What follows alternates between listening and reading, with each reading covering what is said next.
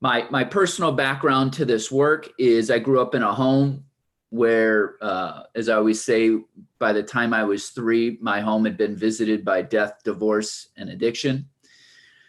It was just a kind of a crazy upbringing. Grew up in a very affluent community, but we were, I don't want to say the black sheep family, but we were the family that kind of didn't fit the veneer of affluence in the community. So it was a very interesting dichotomy. And when I was in high school, I came into contact with meditation, etc. I was diagnosed with anxiety and panic disorder. And so I started learning about the world of meditation and mindfulness, etc. I got so into it that I actually dropped out of college my sophomore year to go live in a Buddhist monastery in South Korea. That's a story in and of itself. And so when I came back from that experience, I became very interested in the secular aspects of mindfulness and meditation, and really started delving into it, studying it. I became a teacher, high school teacher. I also became a coach at Lake Forest High School, about 30 miles north of Chicago. And then maybe 7 years ago, I became the well-being coordinator at the school district. And then last year, that position was kind of repurposed into what's called the SEL instructional coach. Love these titles that come up in education for positions. And so as a well-being coordinator 7 years ago, I was able to take my personal interest and experience with mindfulness and channel it into a professional role. And so I started a school mindfulness program. I got a bunch of certifications to teach mindfulness in schools.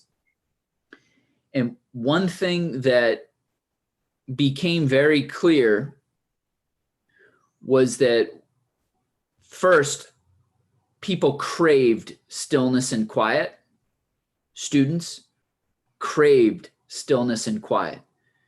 They craved a space where they could open up a relationship with themselves, which they don't get many opportunities to do. And that's something that I could do a whole presentation on, and I'm becoming more interested in, is living in a world where for the first time in human history, we have the ability to completely avoid solitude and the consequences that has on our emotional well-being. And if we reflect on our own experience, it's really, we learn to cultivate and extract meaning from our lives, from our experiences, by reducing the inputs that are coming in. Stillness and quiet. And it's in that space where we then can start to digest experience and organize it and identify meaningful patterns and create insights that become values that guide behaviors. And so we're talking about a whole generation of children and young adults who are completely deprived of solitude. They don't ever have to be with themselves. And so I found that this work is needed in ways that I didn't anticipate. And it's also worth noting that not everyone, in fact, many adults included in this, but young adults as well and children don't feel safe in that space of stillness and quiet, whether it's because of trauma or whether it's just because they've never been there. And so to suddenly enter that space can be really scary, which is why we can serve as guides into that space. We can show what it's like to be in that space together. And this is where breathing comes in. The second insight is that mindfulness, in my experience, becomes so much more tangible when you connect it to breathing. I know that the higher levels of mindfulness, we're working directly with attention and how attention operates. But that's a really abstract phenomenon. I know we embody attention, right? But even talking about that, right? How attention is embodied, that's a really complex notion. And so when you connect attention and mindfulness to breathing, suddenly people understand, suddenly they're game. Because you can feel your breathing right here, right now. There's no barrier to access. And we'll talk about that more in a second. You're always with your breathing. And it just seems to make SEL in general and mindfulness specifically more accessible. So that's kind of my personal and professional background. What led to the well-being coordinator position being created was we had a number of suicides over the course of a year. In one particular stretch, we had 3 in about a month and a half, where all the students over the course of a year, I think it was 6 or 7 who committed suicide, all were male students. And within this particular 3-month stretch in the middle of the winter, month and a half stretch with 3 students, we had 3 young men within a mile of train tracks take their own lives. And so this really forced our community, which is, again, an affluent community. I teach at the high school in the community where I grew up. So I'm very aware of kind of the hidden curriculum of this school. And we don't deal well with emotions at all, because emotions are messy and they're hard to manage. And it's a community where external appearances are very important. If you've ever read the novel Ordinary People or seen the film that Robert Redford made in the early 80s, it's actually, the setting is this community that I work in and grew up in, Lake Forest, which is kind of interesting. Why she chose our community for that storyline proves the point. So it was out of those tragic events that we really were forced. There's something about tragedy that forces a sobering type of reflection. And that's what happened in our community. And to our credit, we got serious about emotional well-being, and our school is really doing a lot of pretty amazing things to that end. And so my work in my own school stems from that. All right, I'll stop rambling. Any questions there before we move on? Okay. I have 3 goals for today for this workshop. I forgot to add in that last piece that right now I'm in a master's program for breathing behavior science. And the first part of the presentation is going to kind of take a deep dive. It'll feel like a deep dive, but there's actually a lot that I'm leaving out. So I'm trying to take the information about breathing behavior science and present it in a way of core concepts. So you can walk away with an appreciation of what breathing is.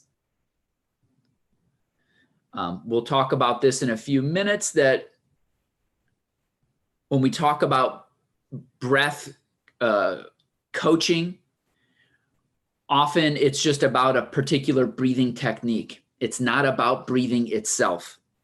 This is a very important distinction, that teachers of breathing aren't actually teachers of breathing. They're teachers of a specific technique to achieve a specific outcome, but they don't necessarily know anything about breathing in itself.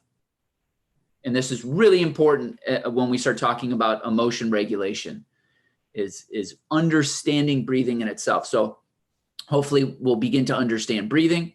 We'll begin to understand dysfunctional breathing habits and the consequences of dysfunctional breathing habits on our ability to learn, on our ability to regulate our emotions, And as we'll see, dysfunctional breathing habits reward us, like all dysfunctional habits. All dysfunctional habits have a payoff in the moment. They serve us in some kind of way at the expense of something long-term. And so we'll see how dysfunctional breathing habits close off access to certain emotions and feelings, which is a payoff.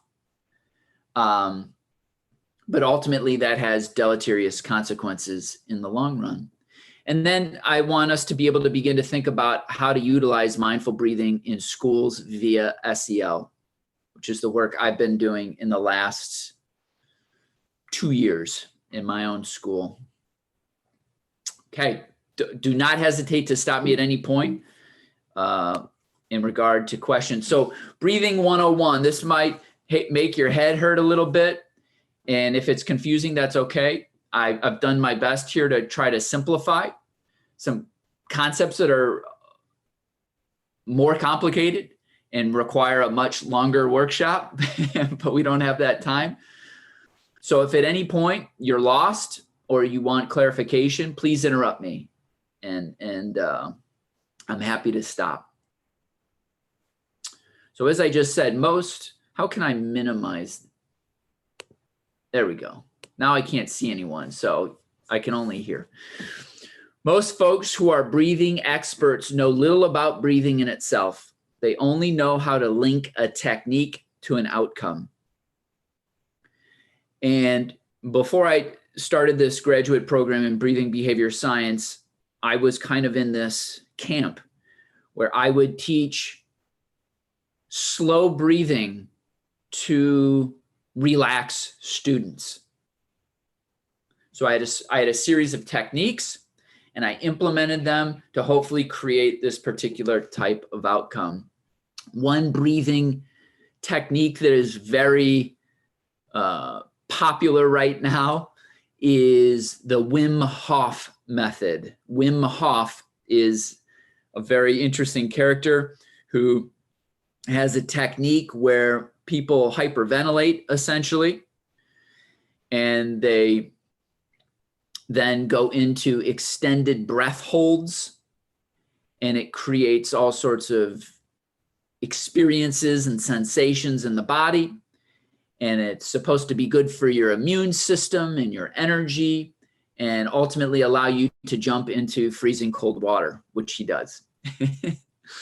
And so Wim Hof is a perfect example of someone who's manipulating a certain breathing technique to create certain outcomes. And we'll talk later about why that can be really problematic and limiting. Okay, here is the really important core concept. There's two parts to it. This is the first part. Breathing and respiration are different. And this is a distinction that doesn't even occur to most people. We tend to think of breathing and respiration as the same thing. They are not the same thing. And so the immediate implication of these two things being different is that we can learn to breathe in ways that do not serve our chemistry. Okay? Breathing is a behavior, and it is learned. Respiration is chemical, and it's reflexive. And Nancy, so you're... a second. Nancy, did you say you can't see his screen right now? Yes, I can't, but maybe that's because I'm on my phone. Yeah, because I can see it. Can everybody see it? Sorry to interrupt, Ben. It's probably me. No, it's all good. Can everyone else see the screen? Yes, I can see it. Okay. Okay, thank you. Sorry. I'm going to be switching to my computer soon. Okay. Anyway. No worries. No worries. So breathing is a behavior, and it's learned. Respiration is its chemistry, and it's reflexive. And so these two things can become decoupled. you can start to learn to breathe in ways that don't self-regulate. Breathing, we tend to only think that breathing serves respiration, which is its primary objective, but breathing does all sorts of things. It allows you to talk, it allows you to eat, it allows you to control your emotions, and that's something we're going to talk about a lot. Often we learn breathing behaviors that are dysfunctional for emotional reasons. Dysfunctional breathing can be a defense mechanism. It can anesthetize certain experiences in our body so that we don't have to experience them. And so when these two things become decoupled, our breathing behavior and our chemistry that's self-regulating, everything, every function in our body, every cell, when these two things become decoupled, that you can have serious dysregulation issues that are going to interfere in an educational context with learning, right? We always talk about the two most problematic behaviors that bog down a school are disruptive behavior and avoidant behavior. Well, guess what?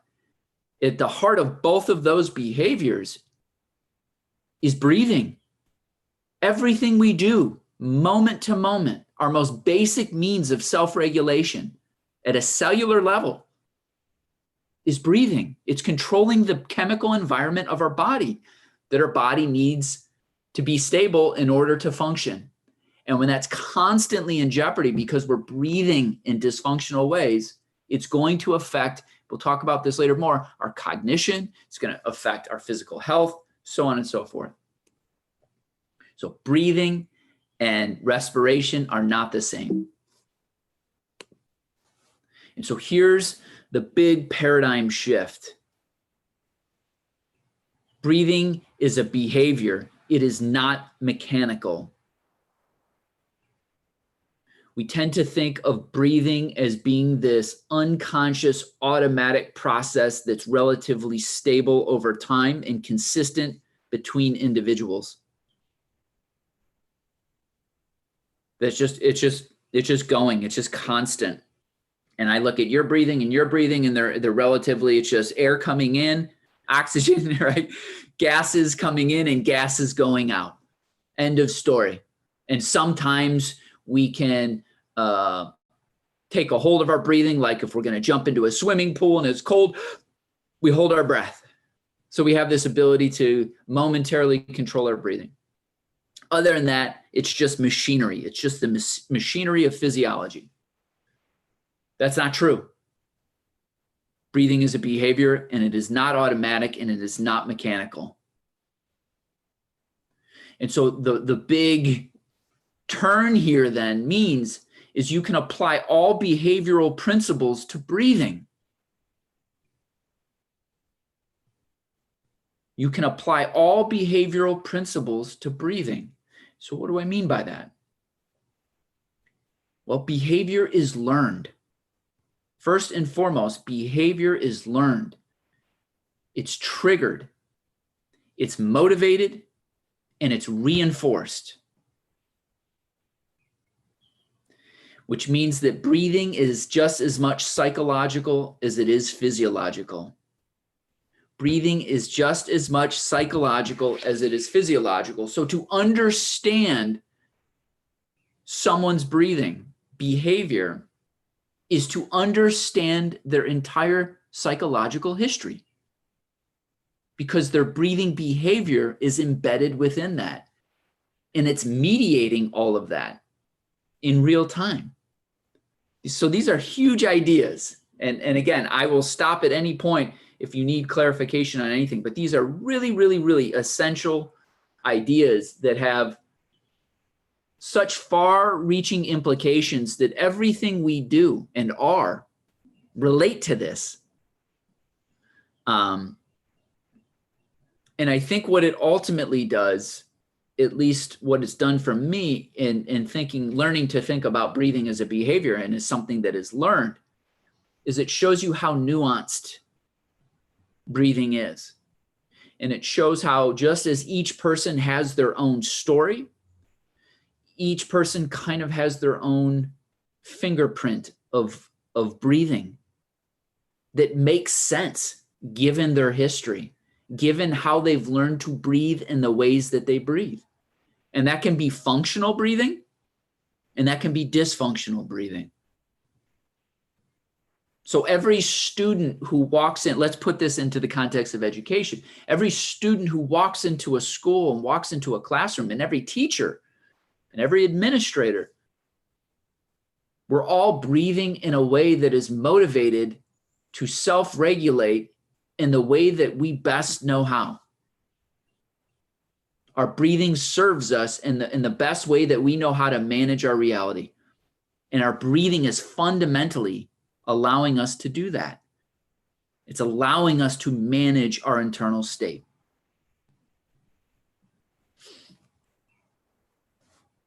And so when we talk about breathing behavior or behavioral physiology, here's a really good analogy to help anchor this concept if it seems too abstract. Think of anatomy as hardware. So we're using a computer analogy. Anatomy is hardware. And your physiology is like your operating system. So when we talk about anatomy, we're talking about the lungs, the whole respiratory anatomy, right? Your sinuses, your upper airways, your lungs, your ribs, your diaphragm, all of that. That's like the hardware. And then your physiology is like an operating system. This is the chemistry. We'll talk about carbon dioxide in a moment, the importance of carbon dioxide and its relation to functional and dysfunctional breathing. And then experience is like the software. So what software is running the operating system? We have students who are so dysregulated. That's the physiological part that we see. What we don't understand is that dysregulation is driven by experience software. And so instead of punishing behavior that is disruptive and avoidant, which so many teachers still do, and they take it personally, we can look at it as a learning opportunity to reprogram the software, to update the software. And breathing can do that. We can use mindful breathing as a means to do a software update in a student and help them then reboot their operating system so that it serves them, right? Every student who's dysregulated and acting in a particular kind of way is acting totally consistent with their software.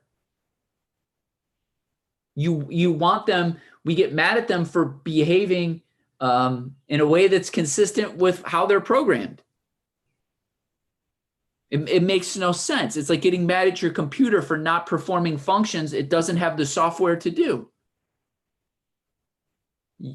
That would be absurd, but we do this with human beings all the time, even in educational settings where if there's anywhere where that shouldn't happen, it would be a school, ideally, where we can reprogram the system. All right, I'm belaboring the point and becoming redundant.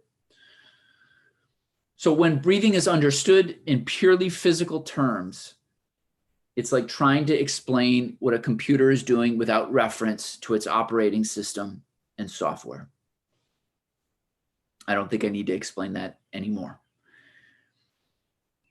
And so here's another really cool component of this is that physiology learns. We tend to think of learning as something that's only cognitive. Learning is something that happens behind the eyes, between the ears, and above the neck. That's what school's about. And what this paradigm of breathing as a behavior shows is that physiology learns. And physiology encompasses everything that you are. And that these parts of ourselves that we associate with learning, but we also associate ourselves as being rational human beings, right? These higher order, higher end cognitive functions are really like riders of a big wild animal, right? There's all sorts of parables or analogies of this in different spiritual traditions of, riding an elephant or whatever. But it's true, the parts of ourselves that we think we are, right, rational and in control, that's an illusion. That's just nested on top of a much larger physiology that's really calling the shots. And without getting too philosophical, I don't even know if I want to open this can of worms, but we tend to think of certain, let's say, choices about, I'll be concrete, certain choices about self-regulation. Like, you're a good person because you make good choices in terms of self-regulating. You're a bad person because you're dysregulated or because you make bad choices. What this paradigm shows is that often just because something appears in our minds doesn't mean it originated there. Just because something appears in our mind doesn't mean it originates there. It often originates in our physiology. So what do I mean by this? If you're a dysregulated person, what appears in your mind will be dysregulated thinking and dysregulated motivations that will lead you to entertain dysregulating and maladaptive behaviors. An extreme of this would be an addict, right? What appears in an addict's mind does not originate there. It originates in the total composition of the physiology. So psychology is physiology. And then it's also bidirectional, so that our psychology can also work to reprogram our physiology. So body and mind, it's a simpler way of saying it, are going back and forth in this really intricate dance. So physiology programs itself based on experience and its meaning, and learning, programming history helps explain dysfunctional physiology, including dysfunctional breathing patterns. So when we want to understand why people are the way that they are and why they behave the way that they do, without immediately punishing them for the outward manifestation of the behavior, we can begin to attempt to understand what's going on underneath the hood, what's happening in the software. Sorry, I'm mixing my analogies here from automobiles to computers, but I'm trying to think of as many ways to make this clear. Again, please stop me at any point. So physiology learns. So it's more appropriate, instead of talking about psychology in isolation and talking about physiology in isolation, let's talk about psychophysiology, the way the whole system is working together. And again, this isn't just philosophical mumbo jumbo. This has really significant real world implications as an educator in a school, in a learning environment. So let's attempt to understand, what is dysfunctional breathing? What do I mean when I say a certain way of breathing is dysfunctional? Well, really at its root, it's breathing, any kind of breathing behavior that does not serve the body's chemical access. It's pH. So again, it's breathing in a way that isn't allowing for chemical regulation in the body. And so this whole regulation of our chemistry, of our chemical access, our pH, is carbon dioxide. Carbon dioxide is mediating all of this. So we need to look briefly at carbon dioxide. So what is carbon dioxide? You might remember from science class in high school or college. It's just the metabolic waste product which it's a gas of the body.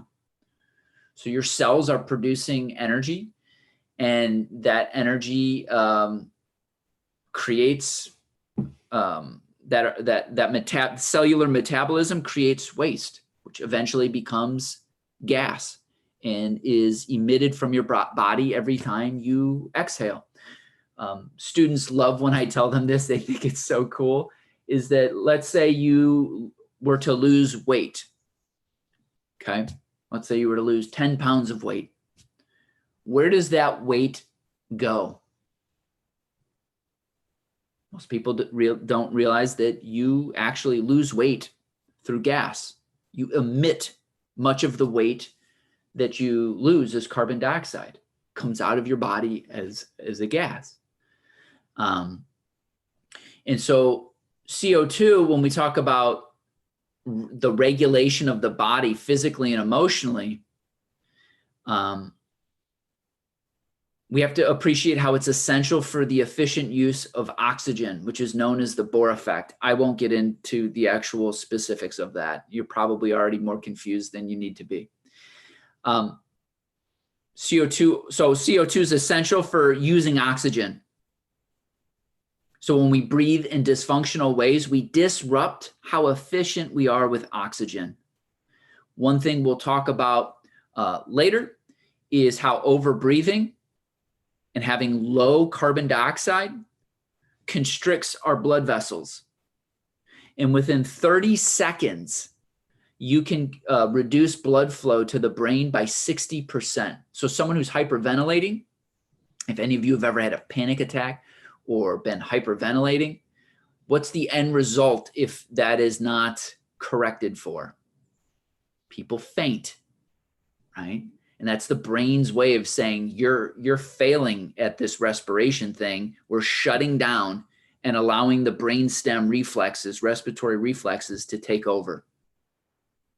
So when your carbon dioxide starts crashing and the blood starts being reduced to your brain, it's going to take the brainstem reflexes are going to eventually take over if you don't correct that behaviorally.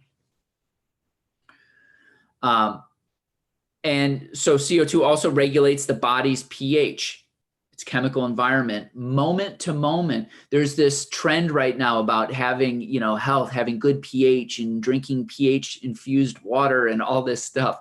All of it's kind of nonsense, because the most important factor regulating your body's pH in real time is your breathing, moment to moment. And this has huge implications for things like trauma. People who have experienced trauma tend to overbreathe. They tend to have very low CO2. And so what happens as a result of that? The blood pH goes up, which is called hypercapnia. Okay. And so as your blood pH goes up, you have sodium bicarbonate in your kidneys that's used to buffer pH. Well, is someone jumping on to ask a question? Yeah, sorry. Matt, can you explain overbreathing? I'm going to do that in subsequent slides. Yes. Okay. I'm jumping in. And I'm also realizing here that I have these two things reversed, which could be confusing. Actually, no, I don't. Hypocapnia creates a high alkaline environment. Hypercapnia creates an acidic environment. So hypocapnia is low carbon dioxide, actually makes your pH go up. Whereas high carbon dioxide makes your pH go down, makes you more acidic.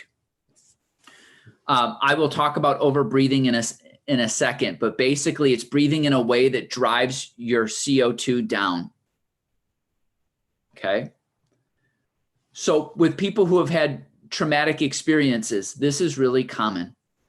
I have a traumatic experience, which creates an effect of a lasting effect of having sensations and feelings in my body that I don't want to associate with. And because I don't want to experience those things, I will unconsciously overbreathe and drive my carbon dioxide down. Why? Because, as I just said, it constricts blood flow, which basically anesthetizes you to sensations in the body. It disassociates you from your body. Okay. Well, a physiological impact of that is in your kidneys, you have sodium bicarbonate, which is used to buffer acid. But if you're over breathing all the time and your CO2 is low and your blood pH is high, you'll start to urinate out the sodium bicarbonate because you're telling your body you don't need it. Well, if you're doing that chronically, you're going to get lactic acid that builds up in your muscles. And what does that do over time?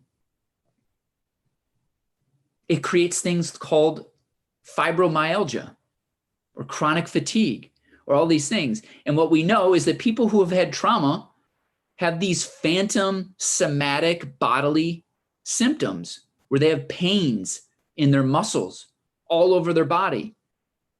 Well, why is that? It's the legacy, it's the physiological legacy of overbreathing for years. And it creates a kind of a chronic condition in the chemical environment of the body. I'm going off on a tangent here, but I'm just trying to ground these ideas in something concrete. As an aside, this work with breathing in relation to trauma, there are just so many implications of how important mindful breathing can be to understanding our responses to shock. For another day, though, to pursue that. And so when we talk about hypocapnia or low CO2, which is the most common dysfunctional breathing behavior, is overbreathing. So overbreathing is breathing in a way that drives your carbon dioxide level down. Okay. And it's basically a breathing rate, volume, and level of effort that creates hypocapnia, low CO2. So what's funny is our advice to people when they get stressed out in terms of their breathing is what? What do you tell us? If you see a student who's just freaking out and they're really stressed out and you see them, you say, okay, calm down, take a deep breath. It's probably the worst thing you can do in terms of breathing. And I'm going to hook myself up to a breathing biofeedback machine here in a little bit, and I'm going to show you what deep breathing does to your chemistry. If someone is already anxious and freaking out and likely overbreathing, and you tell them to take a deep breath, you're just driving their CO2 down even farther.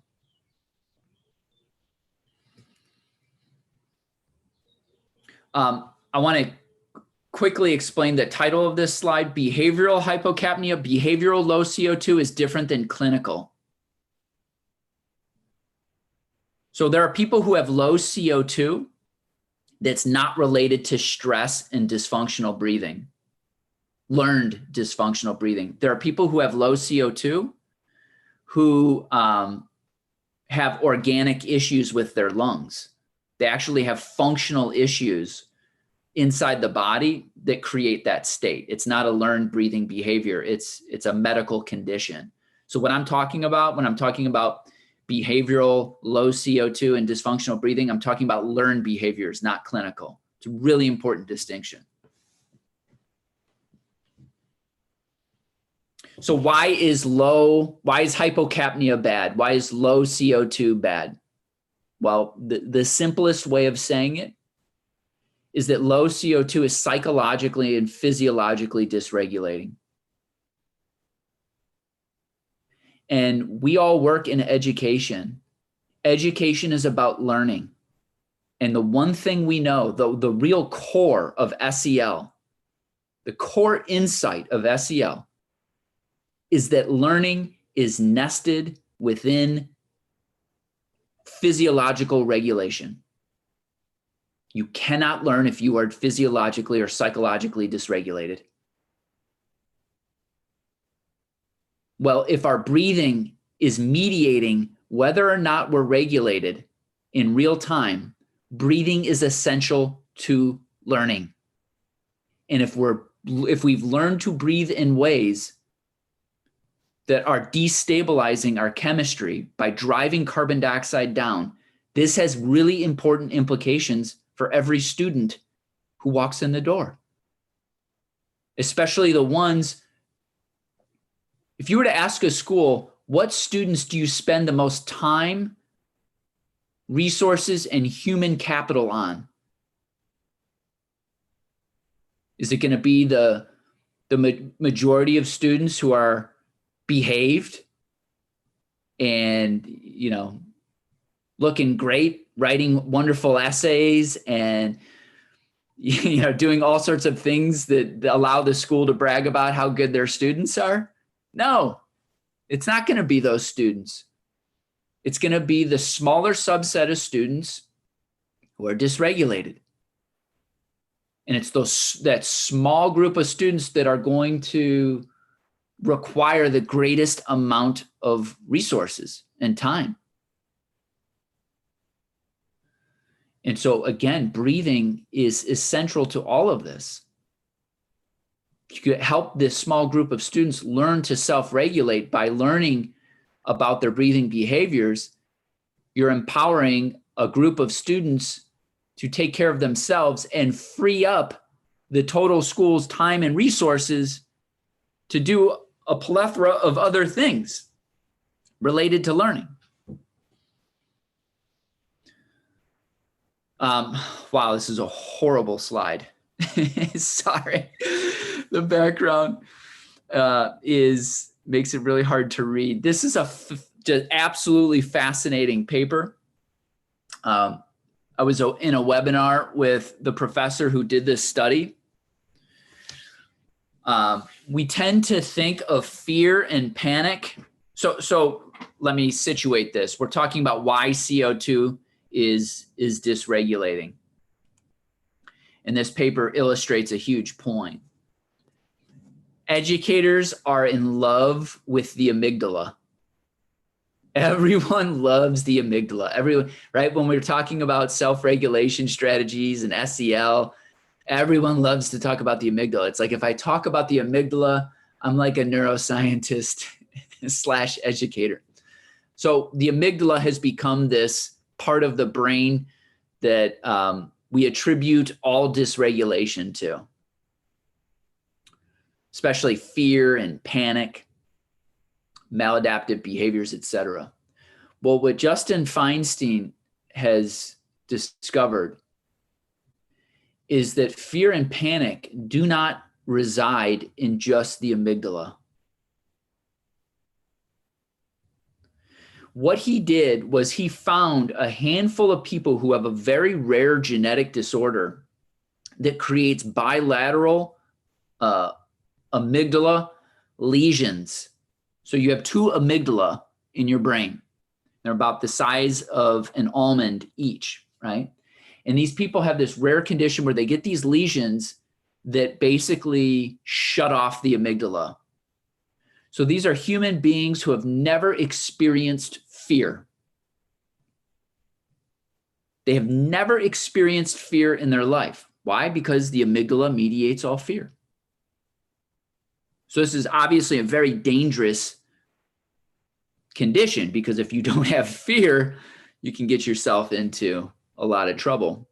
I think a lot of 14, 15, and 16-year-old boys seem to have this condition where their amygdalas aren't fully working either, but that's neither here nor there.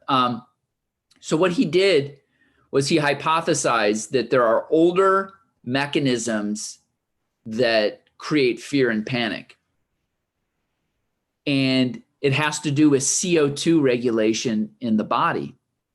And so what he did is he got people with bilateral amygdala damage, and he had them inhale 35% infused carbon dioxide air, which is elevated. It's higher than the CO2 that's in the environment.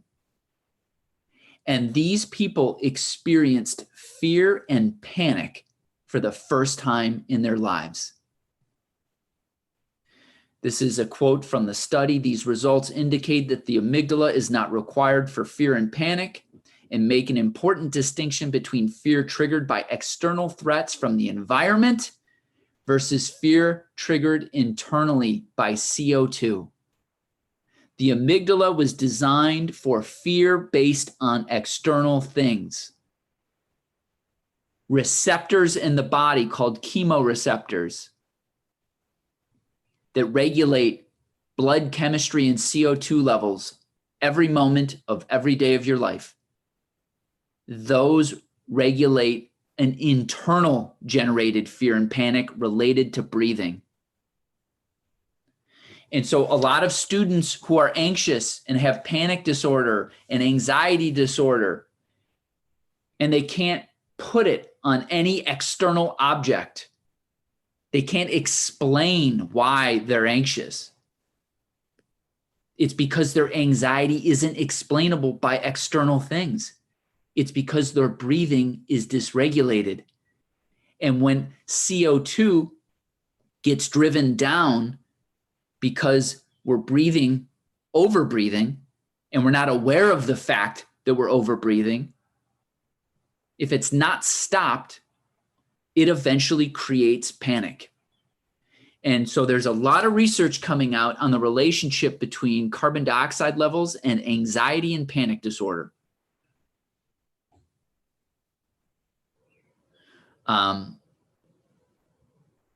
I could go off on this as well. I'll stop there because that's probably more information than you want to know. But so CO2 is really important for our emotion regulation and ultimately for our ability to learn. A case in point, I'll give an example.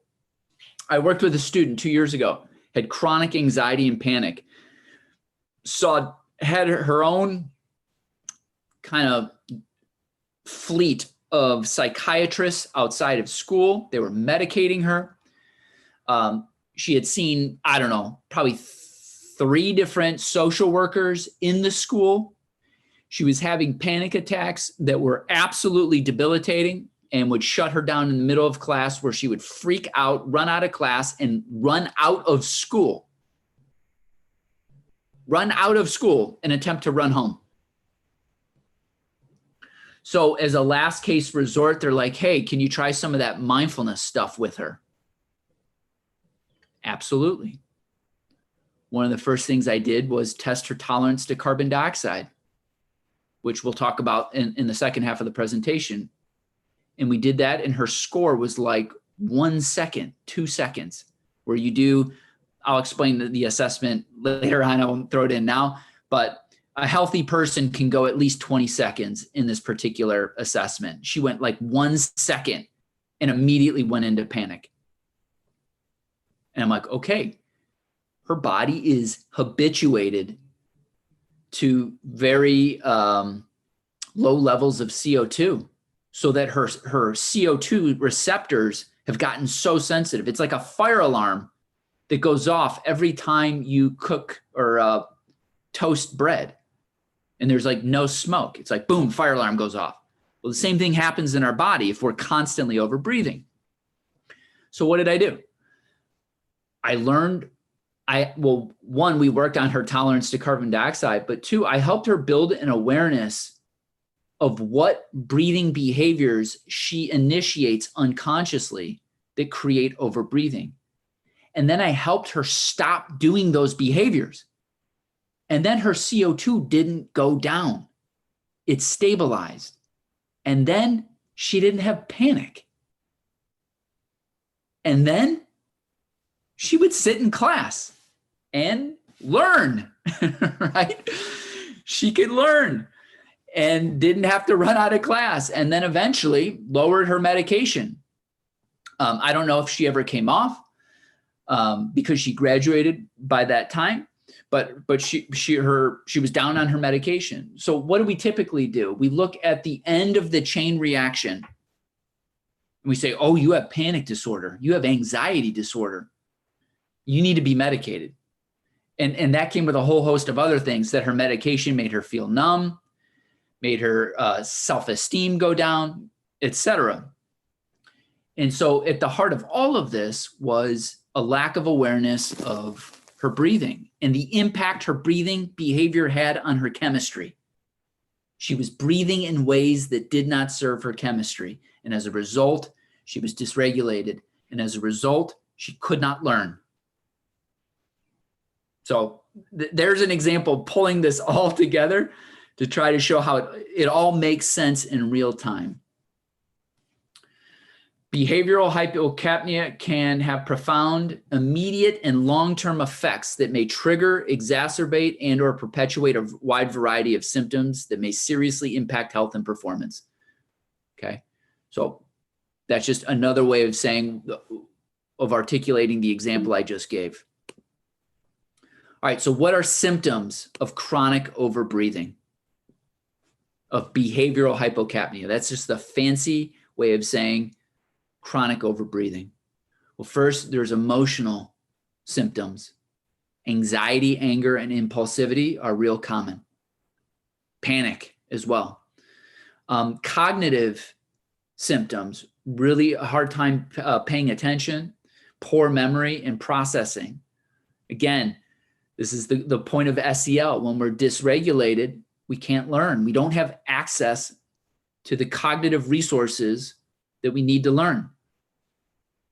I'm going to show you a CAPNO trainer in a few minutes after we take a break, where I'm going to show you guided overbreathing, intentional overbreathing, and you're going to watch me drive my CO2 down on this biofeedback machine.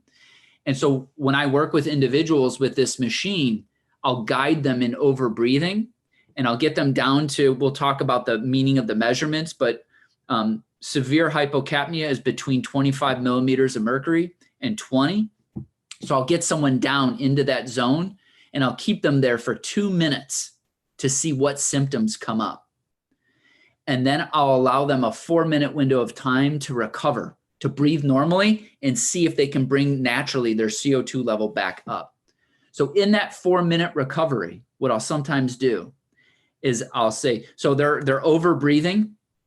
Okay, they get their CO2 really low, and then they stay there for 2 minutes. And at the end of the 2 minutes, I hand them a book, just a random book. If it's a student, I'll give them like a textbook from history.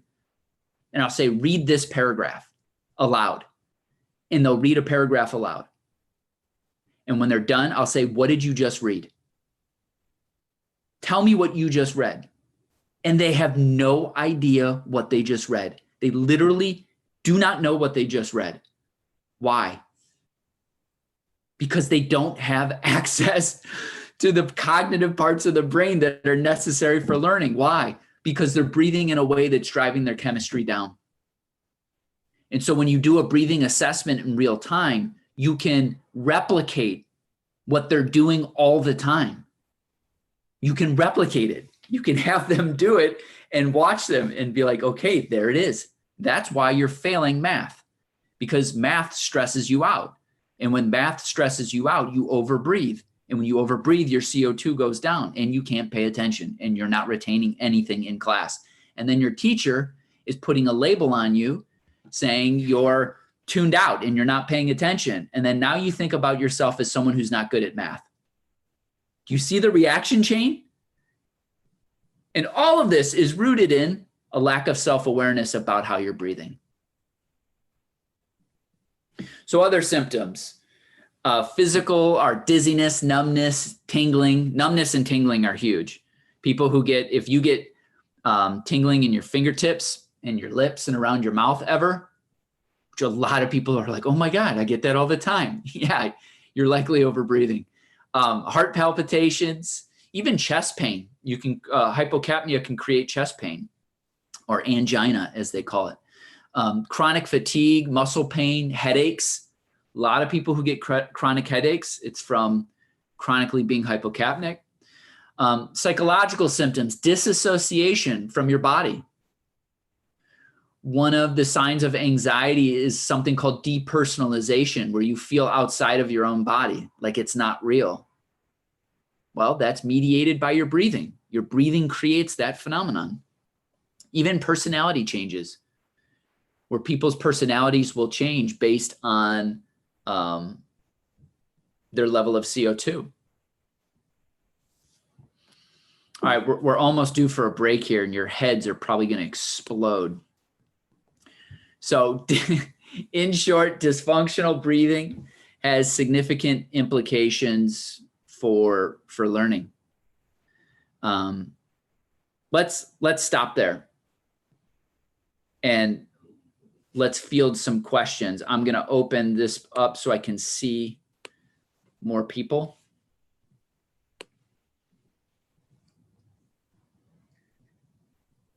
Yeah, thanks, Matt. I think, yeah, I do. This is a great time for a break. And then we can see if anybody should we do 5 minutes? So we'll meet back at 11 after.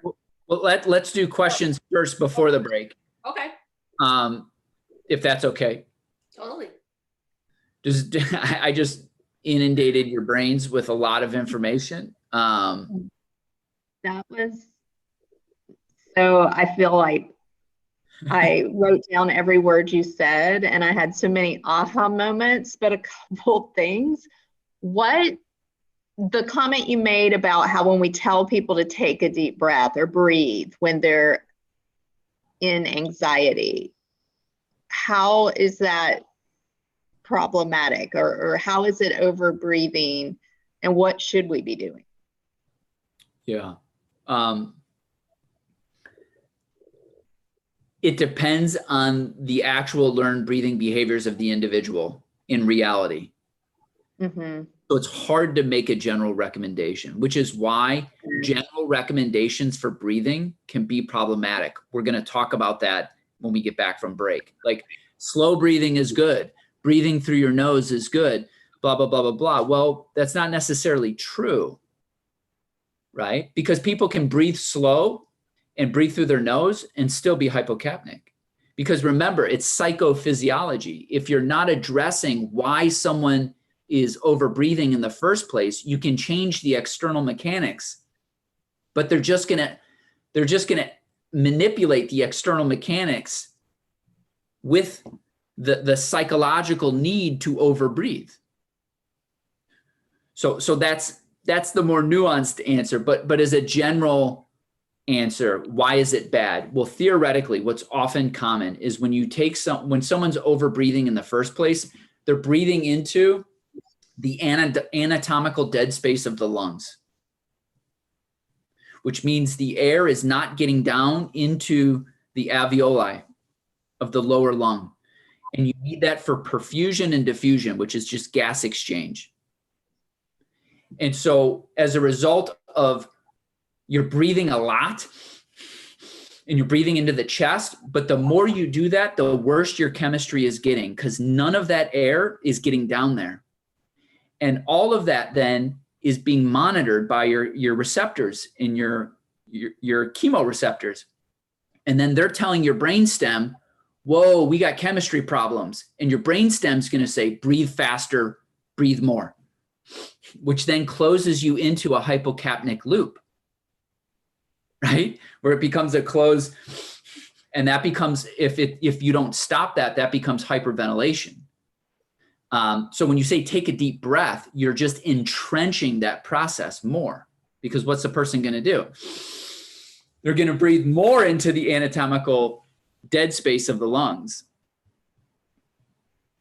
So we need to get them into the belly. Is that You need to get them into the belly breathing? Would that be helpful? Again, it's hard to make general recommendations, but typically, I'm wanting an answer. I'm wanting typically when someone's breathing is going off the rails like that, what you want to do is have them, I call it sipping air, where you just go, you can't even see me doing it. I'm sipping air with my nose, just a little, and I'm doing it with my diaphragm. I'm not doing it with my chest. If I were doing it with my chest, it would look like this. But I'm doing it with my diaphragm, where I just go, you can't even see it externally. And then you hold your breath for, let's say, 4 or 5 seconds. And then you do a little breath out, same way that you did it in. and then you hold for 4 or 5 seconds. Now they might freak out and like, I can't hold for 4 or 5 seconds. Okay, well then hold for however long you can.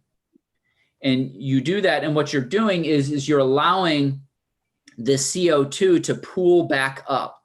I'll do it on the machine. I'll show you in real time what it does to your chemistry. I'll show you what taking deep breaths does, and I'll create hypocapnia, and I'll tell you all the symptoms I'm getting, like numbness in my fingertips and everything.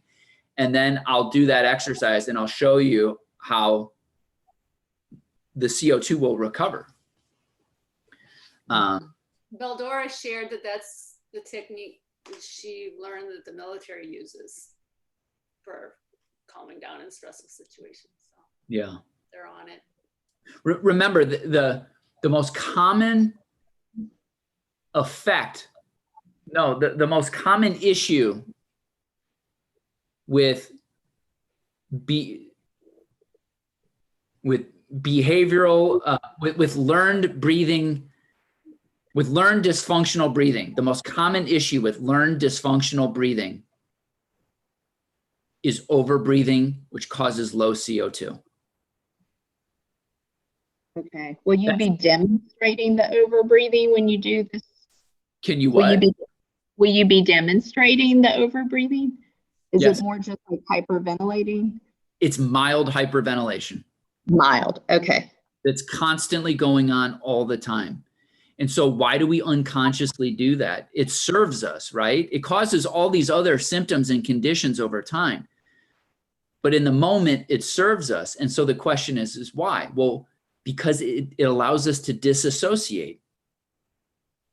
When we get stressed out, we don't like how we feel in our body.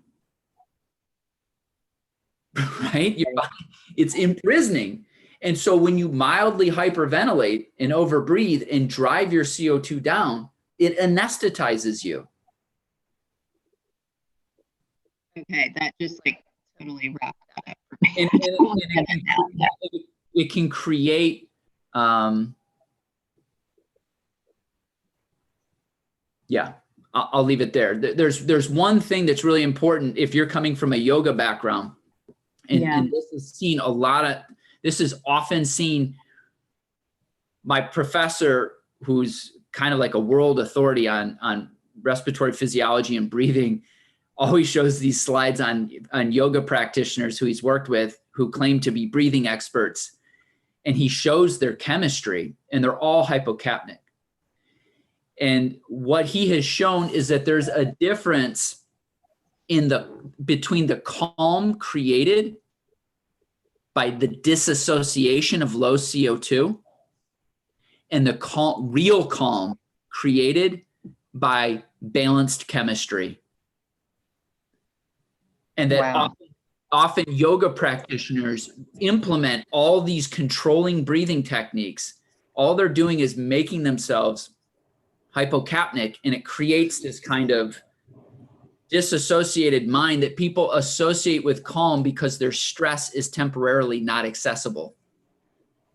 And then when the class is over and the breathing changes, it comes back, and sometimes it's worse. And so he's identified a phenomenon where people actually feel worse after yoga class. They feel better during yoga class and they're like, oh, yoga cures me.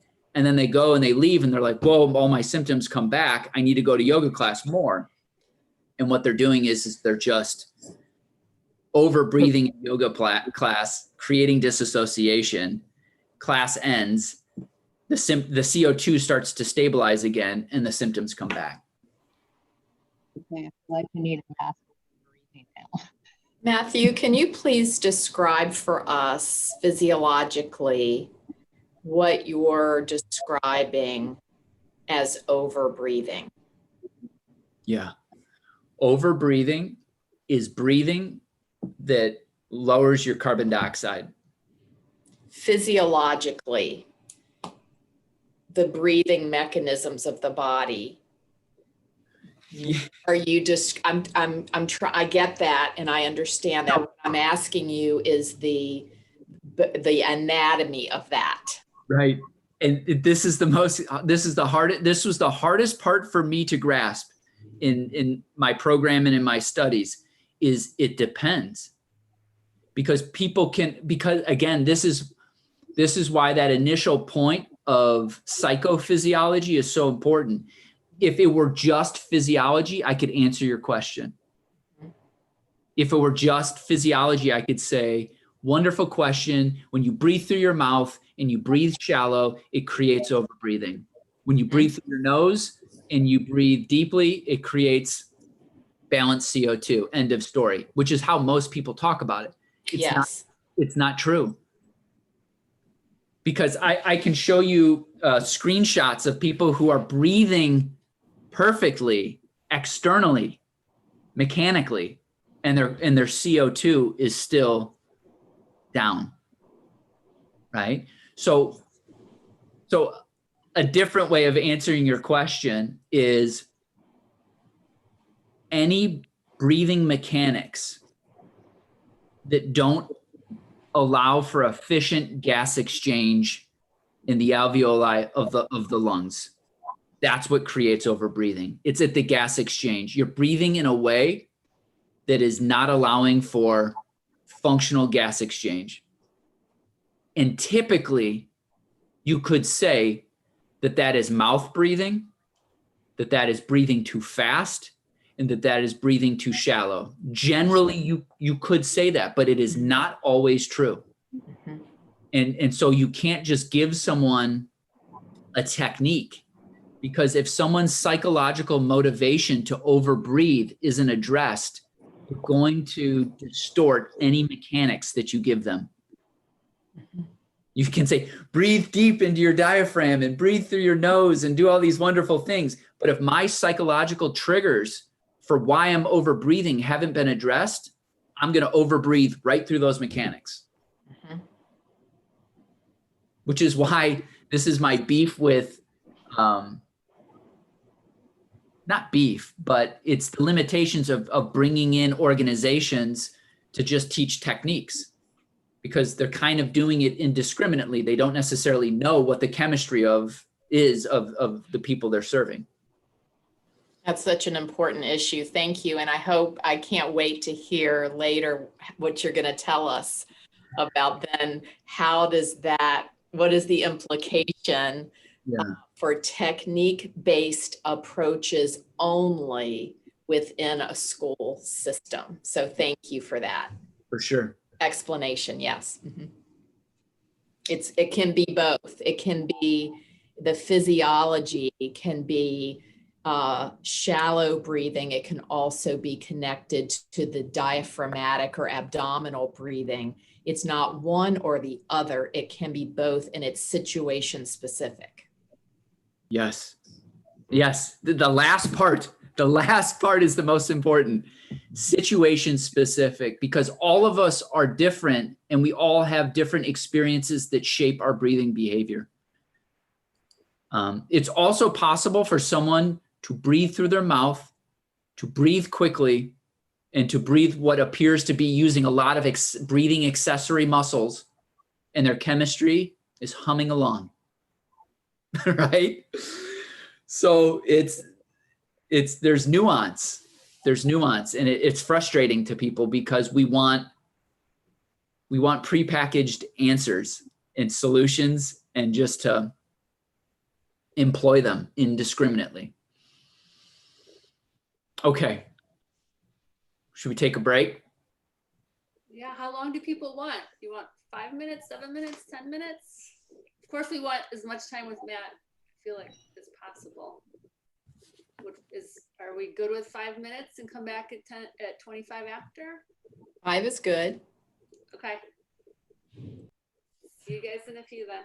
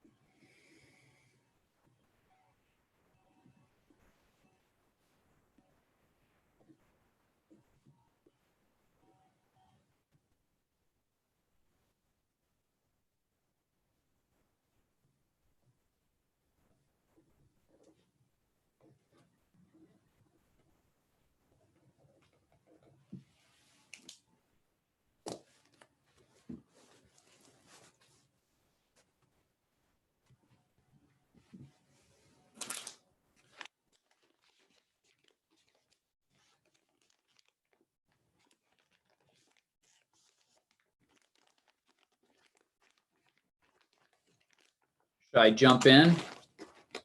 I don't know how long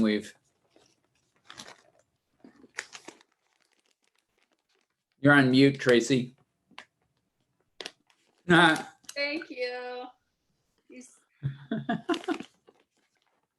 How is, okay, Lori's back. Valdora, are you back? Ashley Marie back? Jillian back? Yeah, let's get going. Yep, I'm here. Okay. Let me.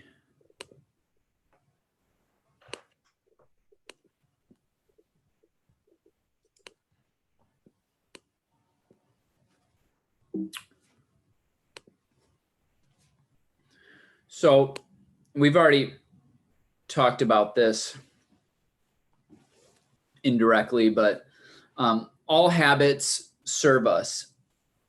It's just how they serve us. I explain this to students frequently. The difference between a good habit and a bad habit is that a bad habit serves us immediately, and it displaces the cost to later. Whereas a good habit usually has a cost up front, but it serves us later and in the long run. And the reason why it's easier to fall into bad habits is because fundamentally, physiologically, biologically, we are designed to survive, not optimize. And so when you talk about bad habits serving you in the immediate, it fits into that intrinsic bias of survival. So, you might be thinking, well, why would we want to breathe this way unconsciously? Why would we learn to do that? That doesn't serve us. It does serve us immediately. It does. It usually allows us to negotiate stress because, again, it has that anesthetizing quality to it. So breathing habits that lower CO2 are a defense mechanism that serve us. And you can manage stressful moments better by becoming mildly disassociated via overbreathing. This is what I was just talking about with the yoga and other breathing practices. It really isn't just yoga, but you see it a lot in yoga, is just understanding the difference between embodied calm, where you're truly in your body, and your eukapnic, which means regulated, versus a disassociated calm, where you're hypocapnic, where you're just kind of numb from overbreathing. Those are two different things. And as we talk about developing a breath practice or a breathing practice, a lot of it, the first step is that self-awareness of realizing the difference between true calm, where you're not blending and blocking things out, and disassociated calm, where you're kind of neutralizing unpleasant things. So solutions, here we go. This is how I think of working towards solutions in general and with individuals specifically. Step one is build self-awareness. What does that mean? That means become aware of how your breathing is connected to your internal state. And I'll talk about that in a few minutes with where I start in classrooms, but that's one of this is the most important part, is the self-awareness, is connecting the psychology with the physiology. What are my motive? Well, the fact that there is a connection between the two, that's number one. So just asking someone to take a moment and just simply notice your breathing. Don't change it. Don't take over your breathing. Don't do the breathing. Just simply notice your breathing and notice what your breathing is saying about your experience in this moment. What do you associate with your breathing? What emotions, what feelings? You're having an experience right now, and your breathing is at the center of it. What's the quality of that experience? Is it excited? Is it right? And you can go through and just list different emotions along the zone of regulation continuum and have them identify where they are, and then relate that to how are they breathing? How does that feel? Okay. And so as you start to do that, you develop self-understanding from that self-awareness, which means I start to understand that when I'm in certain situations, I tend to breathe a certain way. And when I breathe a certain way, I tend to feel a certain way. And when I feel a certain way, I tend to create an identity around that, and then maybe breathe in additional ways, right? And, so you develop that understanding of how you operate as a human being within your lived environment and the ways in which your breathing has been shaped as a result of that. And then self-regulation is beginning to realize when you are breathing in a dysfunctional way, to stop doing that, to let go. This is where we deviate from the techniques, is usually we're immediately putting techniques in this part, the self-regulation, right?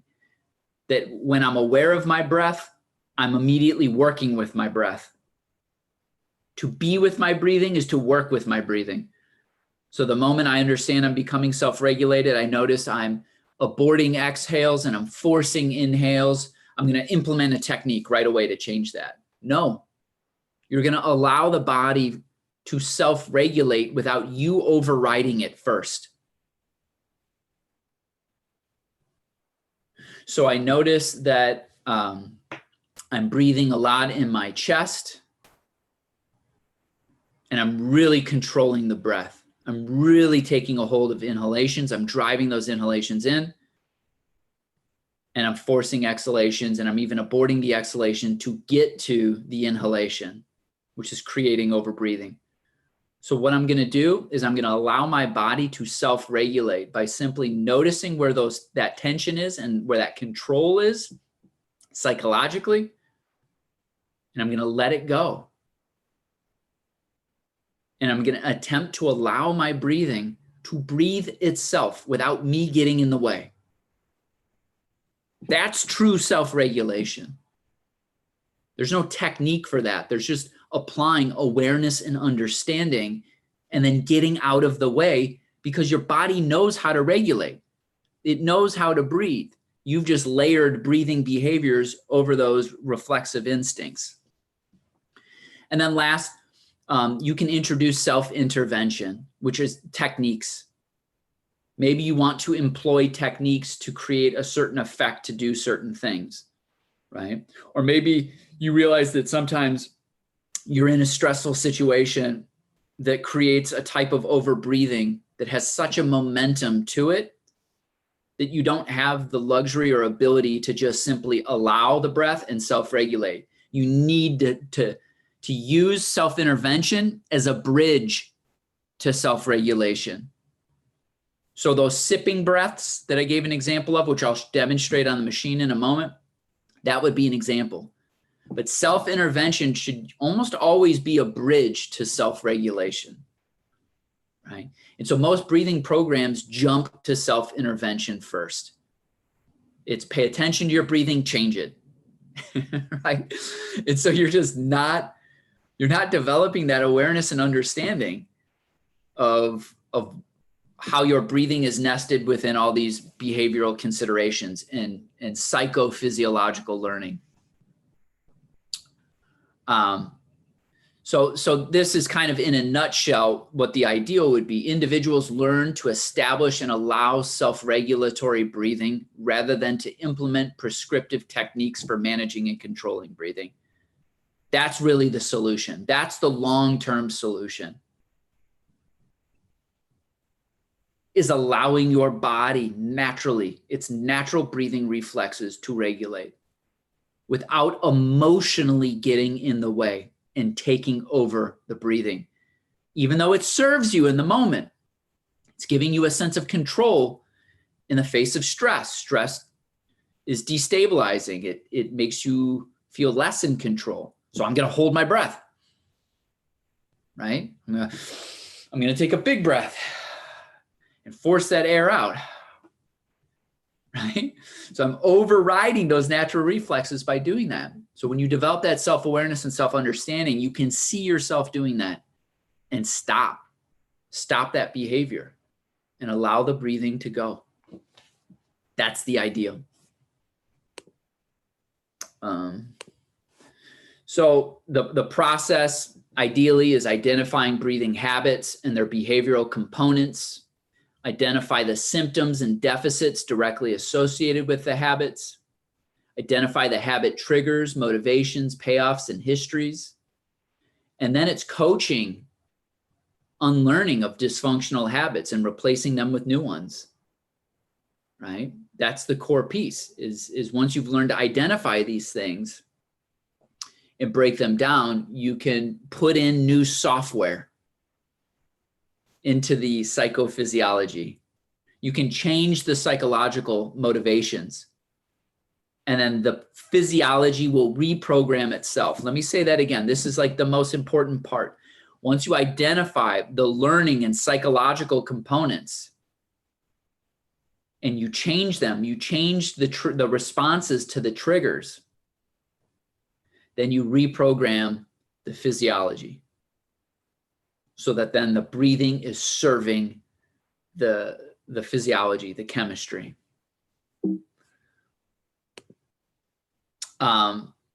This is probably too technical for you. You don't need to learn it at this point. But when I work with an individual about their breathing, there's 3 types of breathing habits. And the first is an event triggers a way of breathing. So a memory triggers breath holding.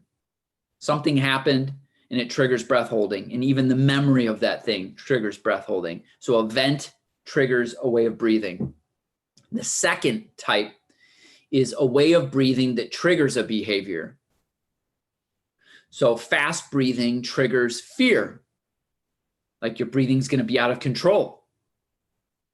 And then a type 3 habit is when a symptom of breathing in a particular way triggers additional behaviors. This is called a reaction chain. Breathlessness induces a panic reaction chain. Panic creates then an identity of someone who's anxious, right? So it just starts, it's like going down the rabbit hole. And so when you work with someone who has a dysfunctional breathing issue, you have to interview them and you have to talk to them and you have to learn to separate how these different habits are layered on top of each other. And ultimately you want to get to the type 1 habit. What's the original trigger that started the chain? Because that way then you can change the psychology, because you can identify the beliefs about the event that are embedded within the response. This is an example of someone who I just did a breathing assessment with recently, who came in saying their problem was exercise-induced panic. When they become breathless while exercising, high intensity exercise, they get anxious and feel like they can't breathe. That was their chief complaint when they came in. So when we started talking, we started going through things. Turns out between the ages of 6 and 12, they had 7 to 8 episodes of croup, which is a narrowing of the upper respiratory pathway. And these led to emergency room visits.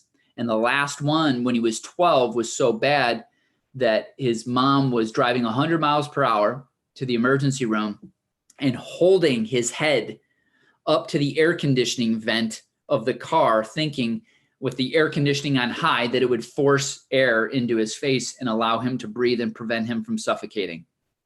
Okay? Remember, his chief complaint is that for his whole life, he's had this thing where he becomes, reaches high intensity level exercise and he becomes breathless and panics and gets panic. And he doesn't understand why, right? And so through the interview process, that we realized the type 1 habit was the croup episodes created controlled breathing. He learned to control his breathing very early because if he didn't, it could get out of control. So there's an anxiety about breathing generated by an event. Then the controlled breathing creates breathlessness and fear.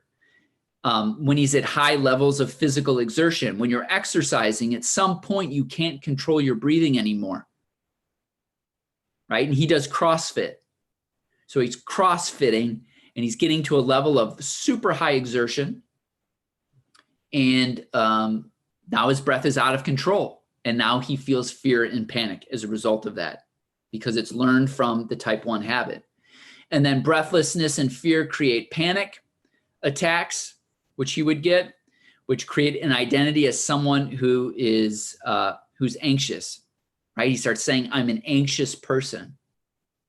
And so what's the solution? Typically the solution would be, oh, you're anxious and you're having panic attacks and here's a medication, right? But when you layer it like this and you look at it, you realize that it's a learned behavior from a situation that had survival implications. So it's deeply embedded.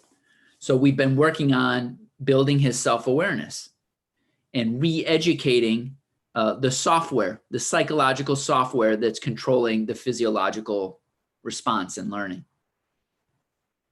I want to get to the school stuff so we can have a longer conversation at the end. Breathing mechanics. These are just different things to look at. I teach teachers about this, right? Just paying attention to students' breathing. The first thing I do when students come in the classroom every day is I'm looking at their breathing. I'm watching them breathe. And I can tell exactly what's going on with them by how they're breathing. So where is the breathing? What's the locus of the breathing? Where's the body working to initiate the breathing? That's the most visible thing. What's the rate? Are they breathing fast or slow? What's the depth, right? Depth can correspond with the locus, shallow or deep. What's the transport of the breathing? Is it nasal breathing or through the mouth? Is there a transition between breaths? At the end of the exhale, is there a little bit of a pause and then an inhalation? Look at how they're exhaling and inhaling. What does that look like? Is there rhythmicity to their breathing? Are they gasping a lot or breath holding? I have a guy who I work with in my department who walks into the office all the time. And he goes through the mouth, upper lungs, anatomical dead space. And then he walks to his desk. Now, there's a lot of reasons why he does that. One of them is because he gets attention for that. And he's someone who needs social validation to help him deal with stress. He's feeling stressed out. He doesn't know how to ask for stress, but he comes into the office, literally in the middle of the office, and announces himself essentially through his breathing, and then goes to his desk. And what do people do when he does that? Oh, what's up? How you feeling? And then he can talk about all his stress. It's a learned behavior, right? That's socially reinforced in that particular case. We already talked about this a number of times. A few misconceptions. Breathing in a particular kind of way does not guarantee that your breathing is balancing your chemistry. Examples: nasal breathing, slow breathing, deep breathing. Techniques alone don't work.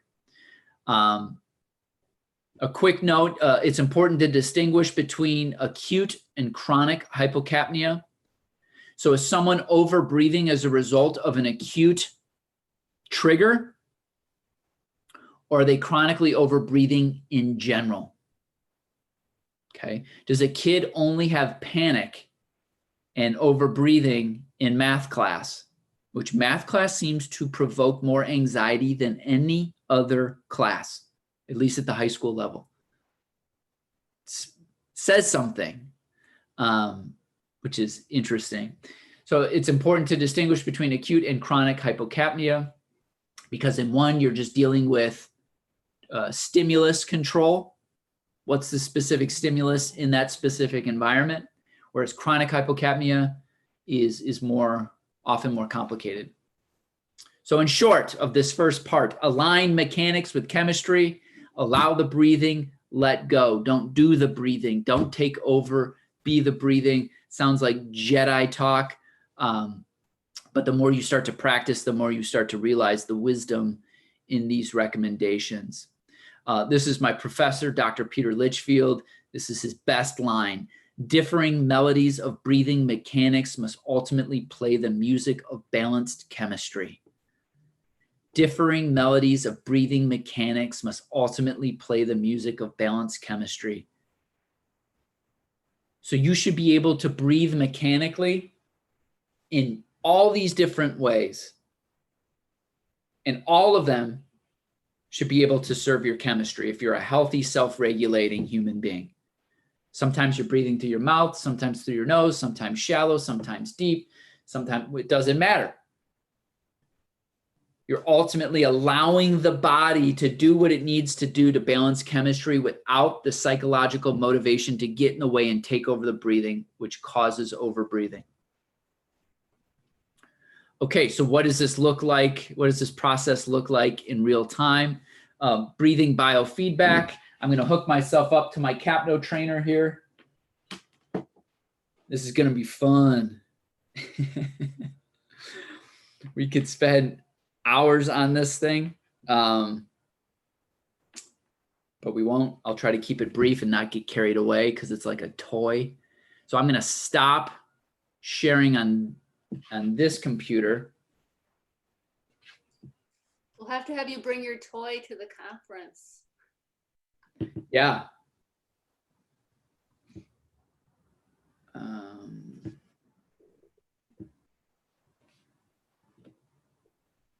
Can you all see this? Yep. Yeah. Okay. So I don't want to get lost in the weeds. We can get lost in the weeds real fast with this. This is a Capno trainer. It's measuring chemistry, specifically carbon dioxide levels in real time related to the wave form of the breath. What you see is a graph. The red line is where you want your carbon dioxide to be. It's called end-tidal CO2 levels. So in the alveoli of the lungs, you should have a certain level of carbon dioxide. This is measuring that. Okay. When I start breathing and hook this up and turn the machine on, it will be the opposite of what you think. When I exhale, the waveform will go up. When I inhale, it will come down. Got that? So at the end of my exhalation will be hopefully above the red line here. And then I'm going to breathe in and it'll come back down to this bottom line here. Now I've been talking for basically 2 hours, which is going to make me hypocapnic. Ever wonder why after a day of being at school and talking and being in meetings, you feel brain dead and you feel like you can't think and you even crave sugar? Because low CO2 creates hypoglycemia in the brain. And one of the things that happens during the school year that I don't get during the summer is after school, during the school year, I will almost always stop at this one place on the way home and get a snack. It's like a bakery, a vegan bakery place, and I'll go and I'll get a brownie or whatever. And I have these intense cravings for sugar. Why? My brain is hypoglycemic from being hypocapnic all day, from overbreathing, from talking every period, teaching, going to meetings, talking, right? This is keeping your CO2 down. Also, this measures how many breaths per minute, how many aborted exhales, etc. I won't get into all the things you can pull up. So this is a cannula, just like you would get in the hospital if you were getting oxygen. It's hooked up to a Capno trainer. All right, let's let her rip.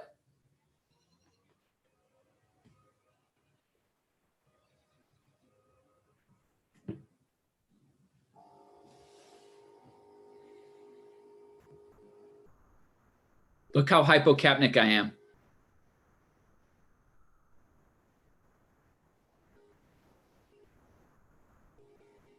You see that? Do you see this squiggle line right here? That's an aborted breath.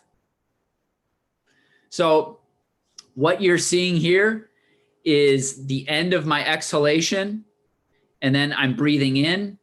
Then there's a breath hold, a pause, and then I'm exhaling again, and then I'm breathing in. So the peaks are the end of my exhalation. So now I'm talking. So look how low my CO2 is when I'm talking. It's way down here. So under this red line is considered mild hypocapnia. When I get under 30, it's moderate hypocapnia. If I get under 25, it's significant hypocapnia. If I get under 20, that is severe hypocapnia, and fainting is fairly imminent. Okay. If you get to 15, you're out, your lights out. You're probably fainting. Okay. So one of the things you can do is see how habituated someone is to being hypocapnic by how fast they recover from being hypocapnic. Okay. So look at how hypocapnic I am from talking. I'm going to stop talking so you can see my waveform and get a better reading. And let's see how fast I recover to baseline. And all I'm going to do, I'm not going to do any technique. I'm just going to try to let my breathing go and see if my physiology can correct itself.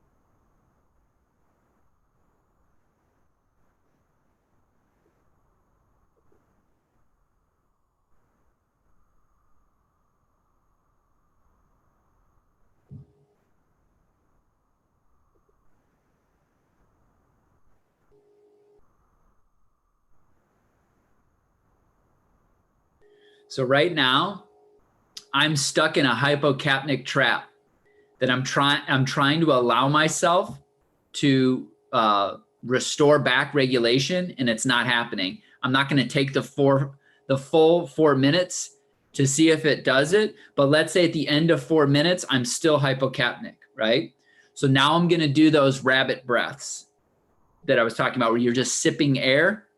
So let's watch and see what happens to my CO2.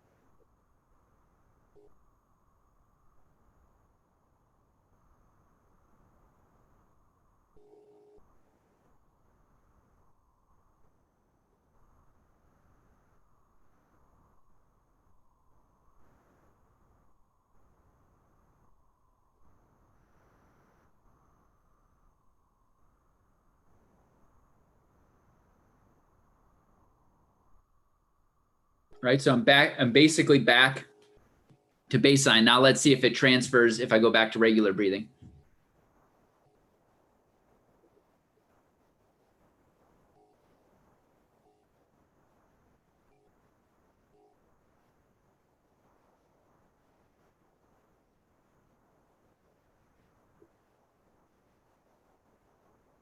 So I'm doing everything in a condensed manner because I don't want you sitting here for minutes while I do this, but you see how much my regular breath had recovered. And if we were to go back, you would see on my third breath, I was already back to eucapnia by doing the sipping breaths.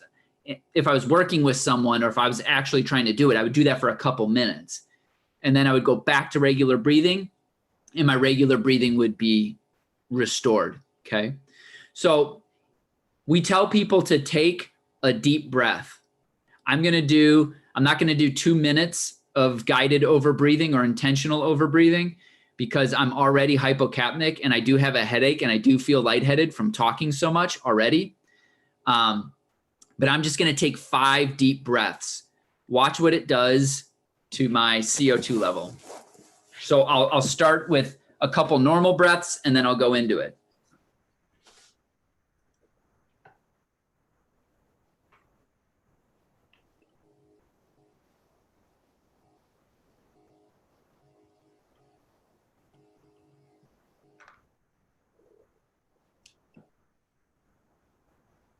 Now, Tracy comes along and says, Matt, you're stressed. Take a deep breath.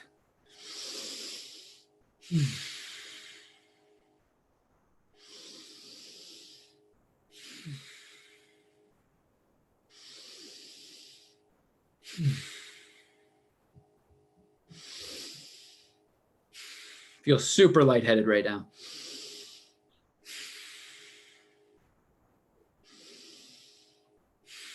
Tingling in my face. Stop. Tingling in my fingertips. We don't want to see you face. I just got a total warm flush in my body. Yeah. Sweating a little bit, right? I feel panicked. Let's say I'm a kid in math class, and instead of doing that in 20 seconds, I've been doing that for 25 minutes. And suddenly I feel hot. I feel like the room is closing in on me. I can't sit still. The teacher's saying things and nothing's computing. Why? Nothing's being cognitively processed. All I want to do is move, right? I feel antsy. I just want to get up. Can I go to the bathroom? No. Oh my gosh, I'm stuck. I'm in this like whatever.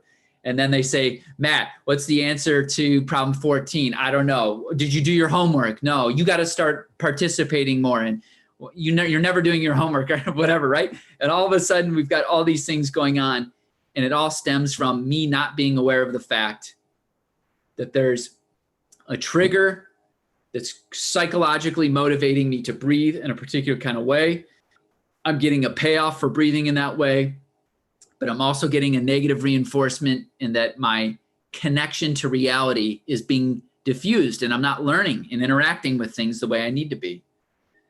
Matt, can you do the heart rate variability in that? Or what do you see as like Yeah. That's something I've done before with like heart rate monitors. So, oh, wait, I'm on the wrong computer. Hold on. Not that you need to do, not that you need to do it, but I'm interested to know what the relation is to that, like carbon dioxide and heart rate variability, or if there is one. Yes. So there's the full dashboard and I can pull out heart rate variability. I have a monitor that you put on your ear and it can measure heart rate variability as you're doing this. And so you'll see your variability will increase.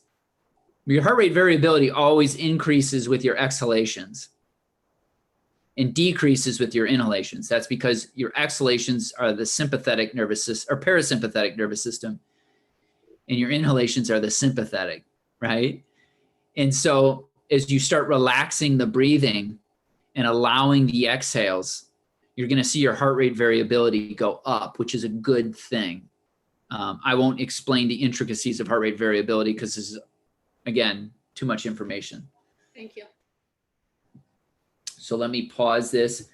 With this machine, you can do all sorts of things. I can pre-record breathing tasks and have waveforms that have a ball on them.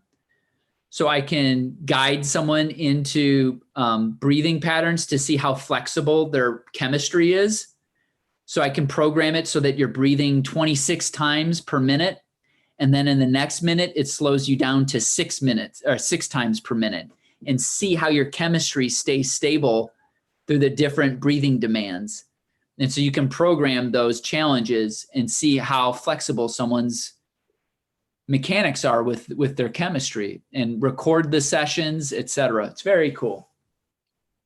So I will be using this in the school and working with people in the school so they can get a real in-depth analysis. So the question is how do you do this without this machine?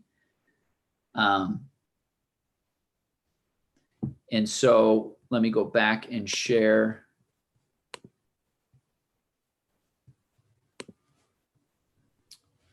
The presentation. Can you all see the presentation again? Yep. Yes. Okay.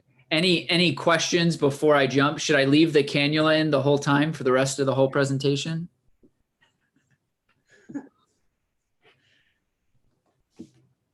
Questions about that?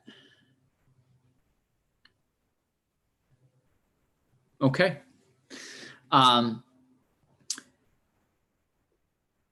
This is really important. But it's important if you have the machine. If you're doing this in a school without a machine, it's harder to do this. So I'm going to leave this for the end. If someone wants me to come back to this, I will. Here's the gist, is by deliberately leading someone into a low CO2 state, you're going to create all their symptoms. Their symptoms are going to come on. And you're going to be able to see at what level their symptoms come on and at what level their symptoms go off. It's fascinating, right? So how carbon dioxide allows you to access what you're feeling in your body. You're not feeling your symptoms, then suddenly you are. Change the way you're breathing, suddenly your symptoms go away as your chemistry adjusts. What this does ultimately is it allows people to decouple the breathing symptoms from the stimulus or the stimuli that are causing the breathing. So instead of saying math class makes me anxious, if you realize that all your symptoms come on in the absence of math class, just by making you hypocapnic, you realize that it's your breathing that's giving you your symptoms, not math class. So instead of being, guess what? You can control your breathing. You can regulate your breathing. You can't necessarily do that with math class. So people who develop fears about situations and avoid situations, all those different types of habits that I mentioned, right? That can wreak havoc on someone's life. And in an educational setting, it can wreak havoc on learning. But if you can realize that the problem is not the stressor, the problem is the stress response mediated by your breathing, which you can change and manage. Now you have agency rather than being a victim. Now you are an active participant in the regulation of your physiology rather than a passive victim of states that are arising. That's the most powerful part of the machine, is when you do guided over breathing, they can see that their symptoms come on in the absence of the stressor, so that the stressor isn't the problem. It's their breathing that's the problem and their lack of self-awareness. Can you think of anything that has more implications for SEL than that? To regulate, to have the self-awareness to regulate your physiology in real time in the face of a multitude of stressors. Okay. If you can bring people into symptoms that they attribute to something else, then you can dismantle their underlying beliefs that imprison them by giving them agency. This is so important. So we always talk about in education, the importance of self-efficacy and self-agency for students in developing that. Well, here you go. Breathing does it. Mindful breathing does it. Okay, questions? No one had any questions? Quick break? No, we're going to plow ahead. Mindful breathing in schools. So what does this mean in schools? And this is the hardest part. How do we generalize something that is so individual? Let me say that again. How do we generalize something that is so individual? We can't hook every student up to a Capno trainer. This machine that I just showed you in the software, that's $5,000 for the machine and the software, which is absurd. It's another conversation for another time, why it's that much. But so you can't you can't, I mean, I guess as a school district, you could invest in 10 of those and give them to social workers or something and train them. But that's a $50,000 investment. That's huge, right? So let's assume CAPNO trainers are not in the works. Well, then how do we work with this? How do we generalize this in a way that can be helpful for teachers? So that's what we're going to focus on. So let's start here. Number 1, connect mindful breathing with SEL. It will make both things more effective and impactful. Sorry, I got to keep moving this little guy here. Mindful breathing makes SEL more tangible. I mentioned this at the beginning of the presentation, that this is the one thing that's really come up in my work, is that when I started focusing on breathing, everyone started understanding SEL. And then in turn, SEL gives mindful breathing a larger context. So the two inform each other. SEL with mindful breathing can seem really inaccessible and abstract to students and faculty, quite frankly, even at the high school level. And then if you were to just focus on breathing, then you kind of lose the context of ultimately breathing is allowing you to create self-awareness, and it's allowing you to regulate. And ultimately, it's allowing you then to be more aware of how other people breathe and how other people self-regulate.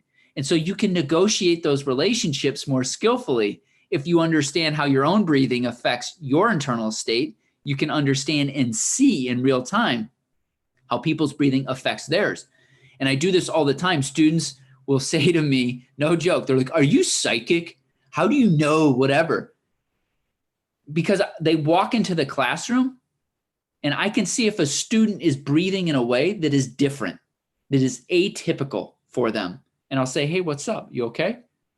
How do you know? How do you know? Are you reading my mind?" "No, I'm reading your breathing." And as the old adage goes, the breath is the mind made visible. So these two things go hand in hand. I think they should be taught together. So why mindful breathing? It's always available and accessible. You're always breathing. You're always with your breath every moment of the day. As we talked about, breathing is a behavior and it learns so easily. One event can change your breathing permanently. That's how malleable your physiology is.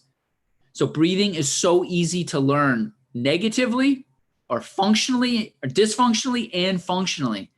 You can program it so easily. So you yield so much benefit from it, right? It's directly connected to our physiology. So when you talk about SEL and self-regulation, you're getting results immediately. And it's free. You don't have to charge for breathing. You don't have to outsource things or import things. Everyone's already breathing. It's accessible and you can program it very, very easily. So let's start with breathing and self-awareness. And this is how I teach it within my own classes. I'll do a whole unit on this. And I haven't talked about the different classes that I teach, but I modify this to fit the content of the different classes that I teach. So at the core of SEL, or emotional intelligence, social and emotional intelligence, is self-awareness, this awareness of your internal state. And so encouraging teachers, a teacher says, "I want to learn how to use breathing in my classroom," or "I want to learn to integrate SEL into my classroom." My response is the same. Just start by encouraging an awareness of the connection between internal states and breathing. So how do you do that? Everyone comes into class. You say, "Let's free our desk, clear our desk of any potential distractions."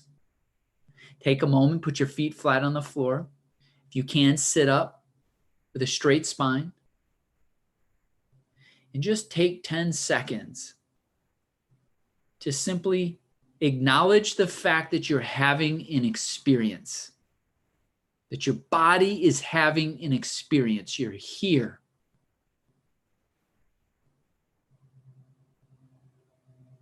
And if you want, you can guide them progressively. You can say, notice your feet, like a little body scan, work them through the body. And at some point, and just slowly anchoring their awareness to their body and the fact that their body is feeling things and that they feel something about what they feel. Let me say that again. Number one is acknowledging the fact that you're feeling things. And number two is just acknowledging the fact that you have feelings about what you're feeling. So maybe you have tightness in your chest. Maybe you feel anxious about that.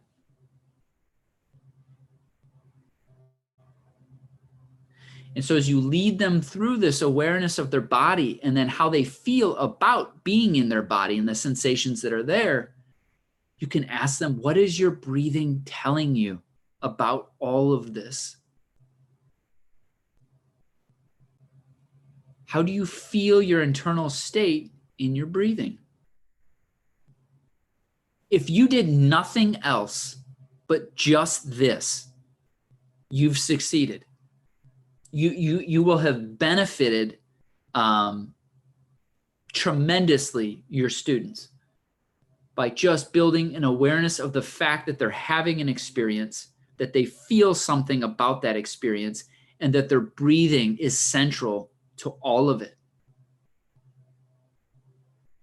So that's number one, self-awareness.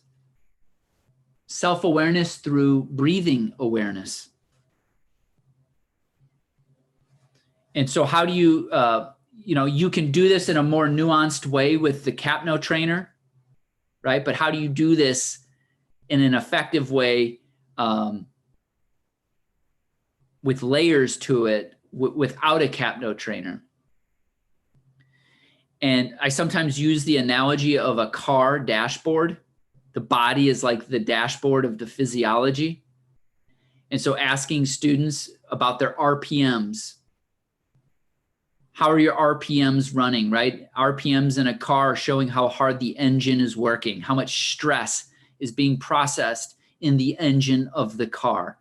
So it's a concrete analogy that they can sink into. So where are your RPMs on a scale of 1 to 8 or 0 to 10? And what we're really talking about is the zone of regulation. And what I do is I'll show them a visual like this or some other one. I might just write it on the board and I'll layer the numbers over it, like the dashboard, 0 to 10. Where are you right now? So as you stop and you pay attention to your body and you notice that you're having an experience and you notice that you feel something about that experience and you notice that your breathing is reflecting all of this. Give me a score on a scale of 0 to 10, 10 being super stressed out. Can't imagine being any more stressed. 0 being you're like Tracy who keeps yawning and you're about to fall asleep. No, 0 would actually be asleep. But 1 would be like you're almost asleep. And 4, 5, and 6 you're right in that sweet spot where you have that really nice blend of alertness and calm.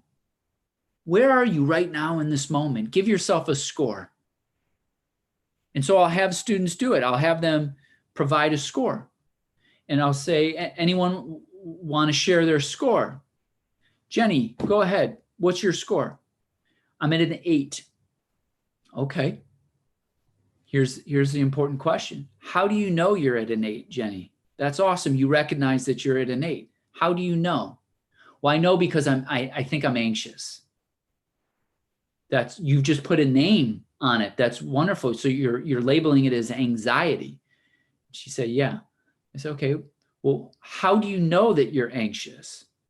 Well, I just know. You do. How? Based on what information? And eventually, Jenny will realize that she's basing her 8 on how her body and breath feel. On how her body and breath feel.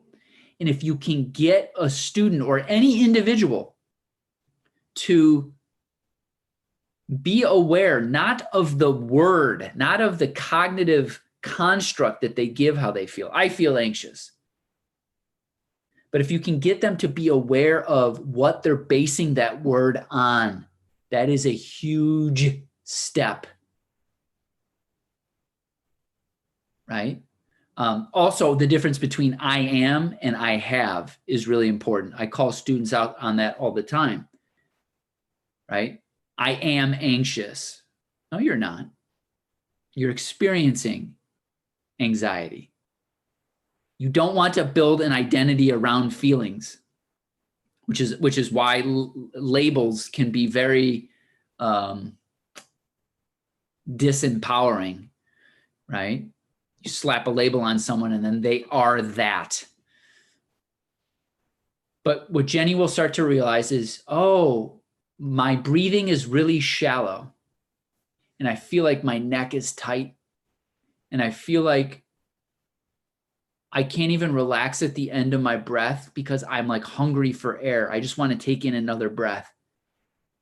And my jaw is clenched and I have pressure in my head.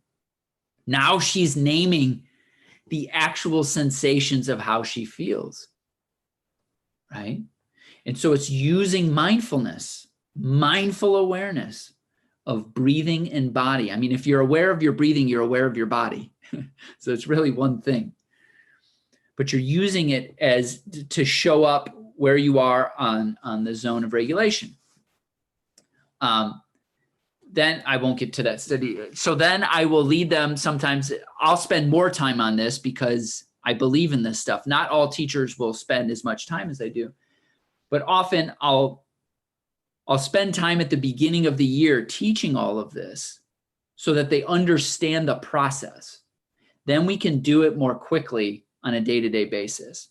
So what that ends up being is they immediately come in. I say, clear off your desk. They know what to do. They clear off their desk. They get into a formal breathing posture, which I call it a formal breathing posture. I invite them to close their eyes. I invite them to pay attention to their body. Notice that they're having the experience. Notice what feelings come up about the experience that they're having. Notice how they're breathing in relation to all of that. And then on a scale of 0 to 10, give yourself a score. They give themselves a score. At the beginning of the year, we'll talk about those scores and all of that, right? So then that's out of the way. And then we'll go through 1 or 2 minutes, 3 minutes, maybe sometimes 5 minutes if they're really stressed out. And I'll lead them through just a guided breathing where just simply notice your breathing, notice your body, don't change anything. Notice where you're controlling your breathing. Notice where there's tension, where you're doing the breathing. And I'll bring their attention to specific breathing components. Notice how you're exhaling. Is it coming from your chest or is it coming from your diaphragm? Notice how you're inhaling. Is it coming from your chest, in your throat? Or is it coming from your diaphragm? Notice if there's a hunger for air. If you're reaching for air, if you're reaching for an inhale. Notice if you're aborting exhalations at the end and not letting it come to a pause, but initially jumping into an inhalation and driving air in. And so when you notice these things, let go, relax into the breathing. And so we're not using any techniques. We're getting out of the way rather than taking control. And so then I'll just let them openly and freely breathe. And at the end of that session, we will take a moment, and I'll say, okay, 0 to 10, where are you on this scale? And Jenny might now say, I'm at a 6. Or she might say, I'm at a 4. I'll say, well, what does a 4 feel like? And she'll talk about her breathing. And I'll say, well, what do you think about that transition and the fact that you were able to do that? She's like, it's really cool. Now I know I have a tool to deal with stress. Boom, there you go. Don't forget that. Do not forget that. When you get stressed out, your breath is there. You have those skills. You have those internal skills to self-regulate. I'm jumping ahead a little bit, but it's really important to differentiate between inside out versus outside in self-regulation. Alcohol, vaping, eating, talking excessively. These are all ways of creating outside in ways of managing our stress.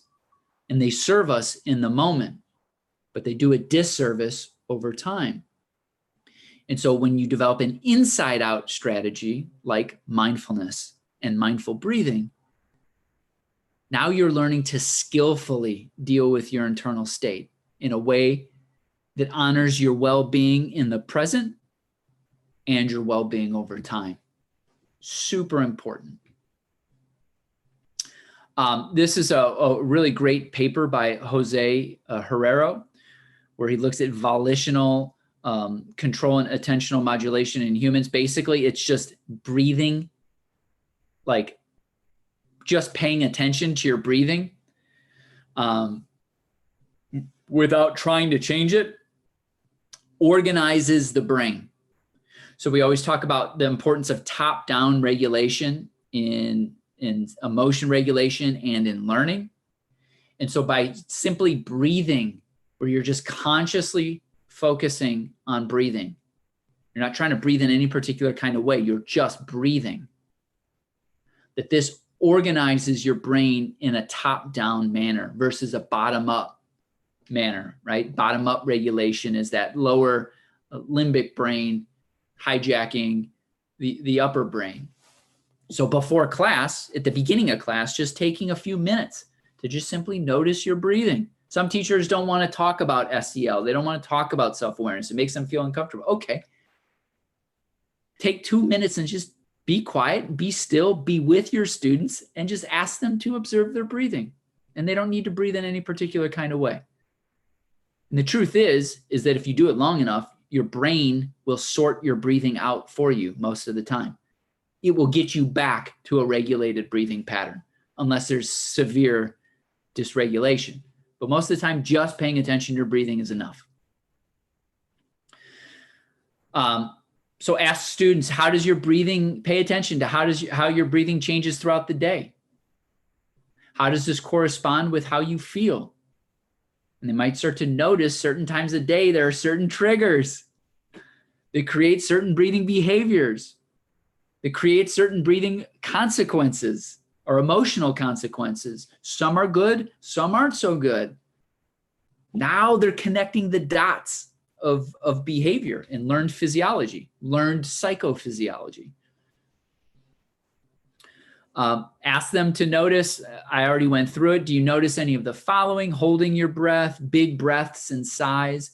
That's a sign of overbreathing. If you're at a particular part of the day and you're stretching and expanding and taking big breaths in and yawning or sighing, like,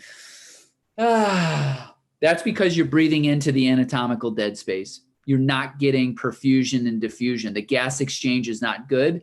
Your brain reflex is initiating those behaviors, and it's trying to get air down into there to regulate the gas exchange. So it's a big sign. If you're taking big breaths and sighs and stretching and yawning, you're probably hypocapnic. Pay attention to forced inhalations, exhalations, mouth breathing, etc. So now we talk about the second component of SEL through the lens of mindful breathing, and that's self-regulation. And so if I use the dashboard, the RPMs as an analogy for self-awareness, reading your RPMs on the zone of regulation. Now we're talking about, well, how do you shift gears? Right? If you recognize that your RPMs are not in a good place, how do you move out of that? And so, as I already mentioned, allow the breathing, let go, don't do the breathing, don't take over, be the breathing. Think awareness, not technique. Think awareness, not technique. Awareness is so much more important than technique. Again, there's the difference between being with your breath and working with your breath. The problem is we don't know how to be with our breathing without working with our breathing. That's the problem. We're working with our breathing unconsciously. We're controlling it. We're manipulating it. So when you throw in another technique without developing that self-awareness, you're compounding that problem. Long term, you're compounding that problem potentially. And so the ultimate goal is to be with the breathing, because being with the breathing will ultimately regulate the breathing.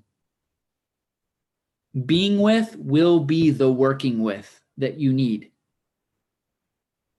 Let me say that again. Just being with your breathing will be enough. That will be the technique, so to speak, that you need for most people.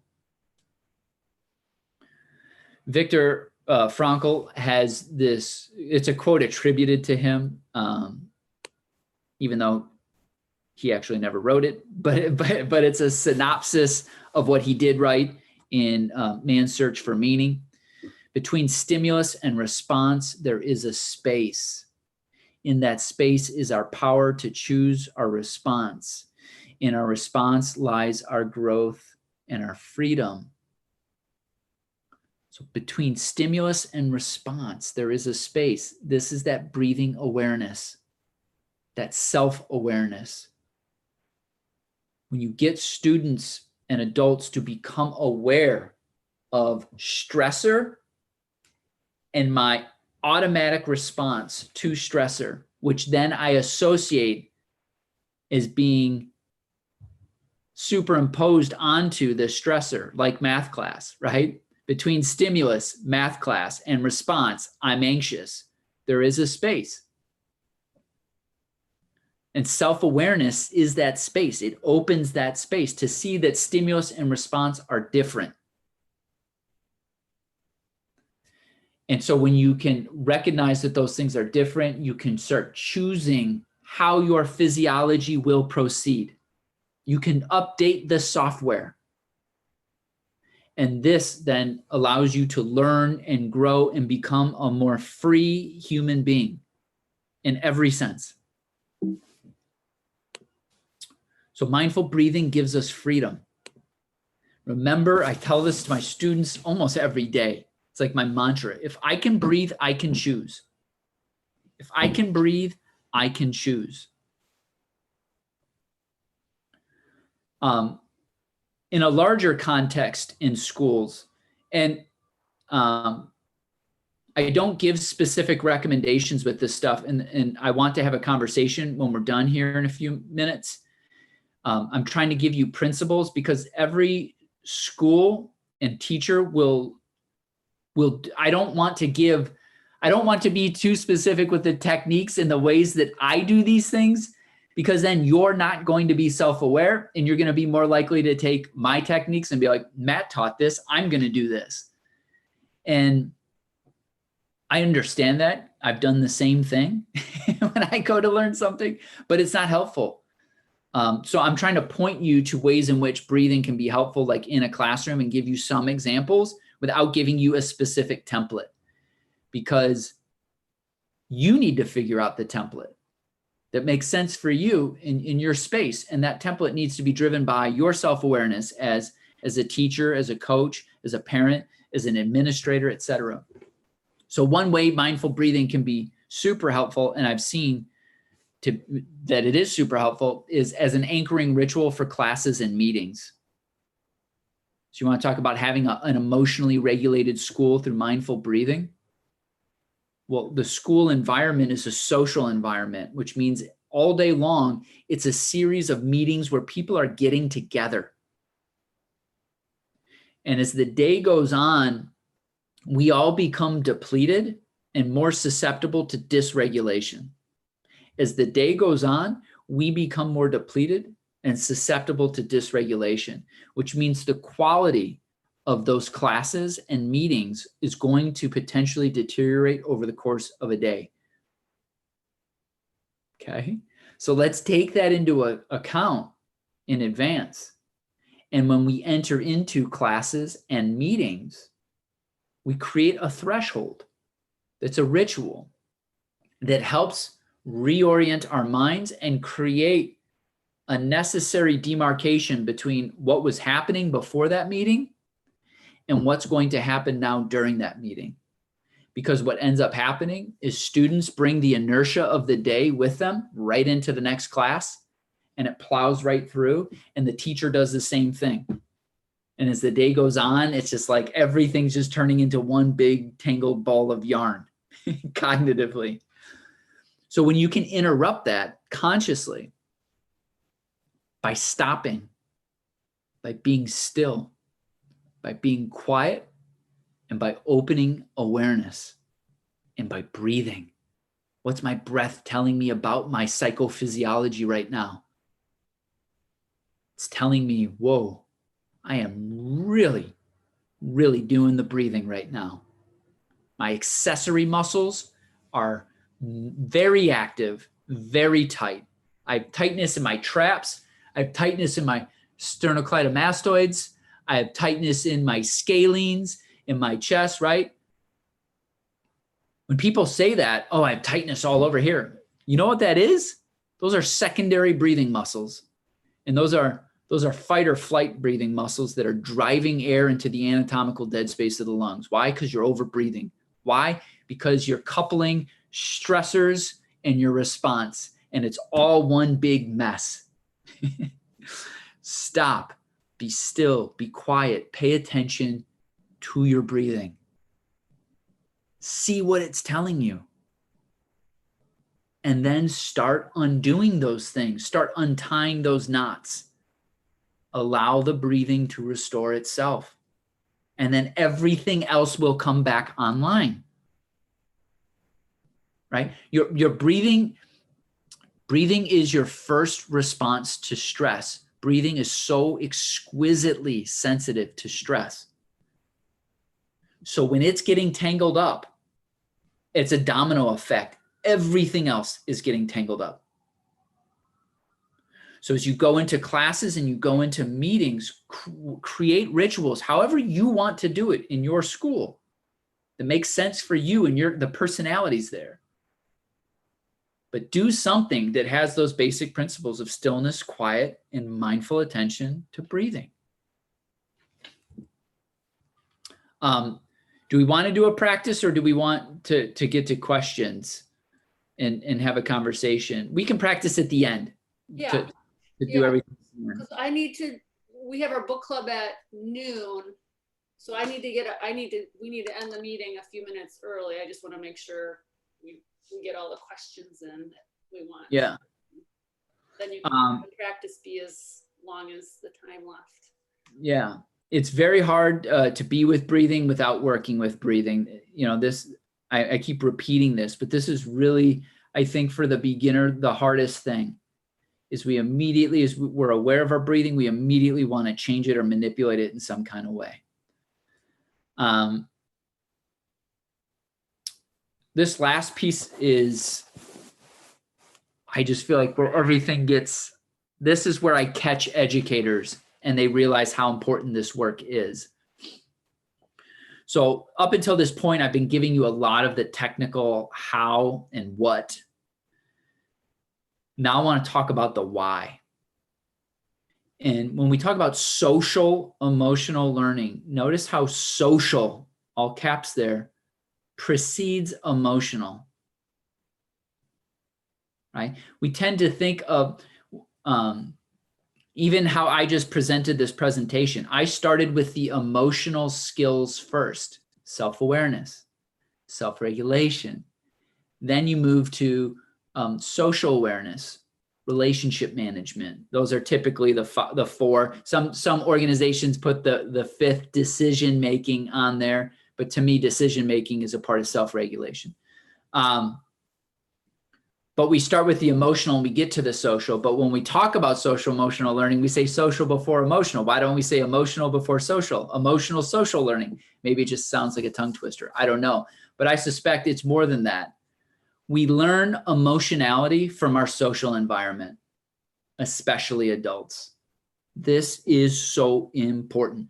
This is putting why mindful breathing and SEL are so important into a larger context. We learn emotionality from our social environment, especially adults. The person of influence establishes the emotional climate and tone. Every classroom, there's a teacher. That teacher is calibrating everything emotionally. Every school, there are administrators. Those administrators are calibrating everything. In every home, there's an adult, a parent, a guardian. They're calibrating everything emotionally. Every team has a coach, so on and so forth.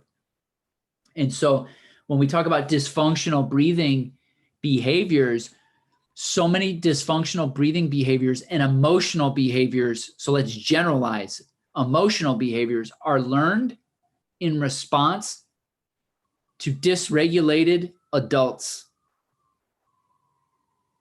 Think of how many people learn maladaptive and dysfunctional behaviors in life, including dysfunctional breathing behaviors, as a response to the stress of a dysregulating adult or adults in their lives. And so this is where teachers can inadvertently compound maladaptive identities that are created. They can, unfortunately, unintentionally compound trauma, etc. But by not being self-aware, by not realizing that they have this power emotionally. I always use the example of pendulum clocks that 400 years ago, Christian Huygens, who invented the pendulum clock, he discovered he had a bunch of clocks, pendulum clocks on the same wall, and they all synced to the same cadence in time. And this is actually still to this day, it's a paradox of physics. They have some theories as to why it happens. But all clocks, pendulum clocks on the same wall, sometimes even in the same room, will sync. So their cadence is in unison. And so the teacher is like the master pendulum, emotional pendulum, the master emotional clock of the classroom, and everyone else's pendulum, emotional pendulum, is going to sync to their rhythm. And this is the same with the principal in the school.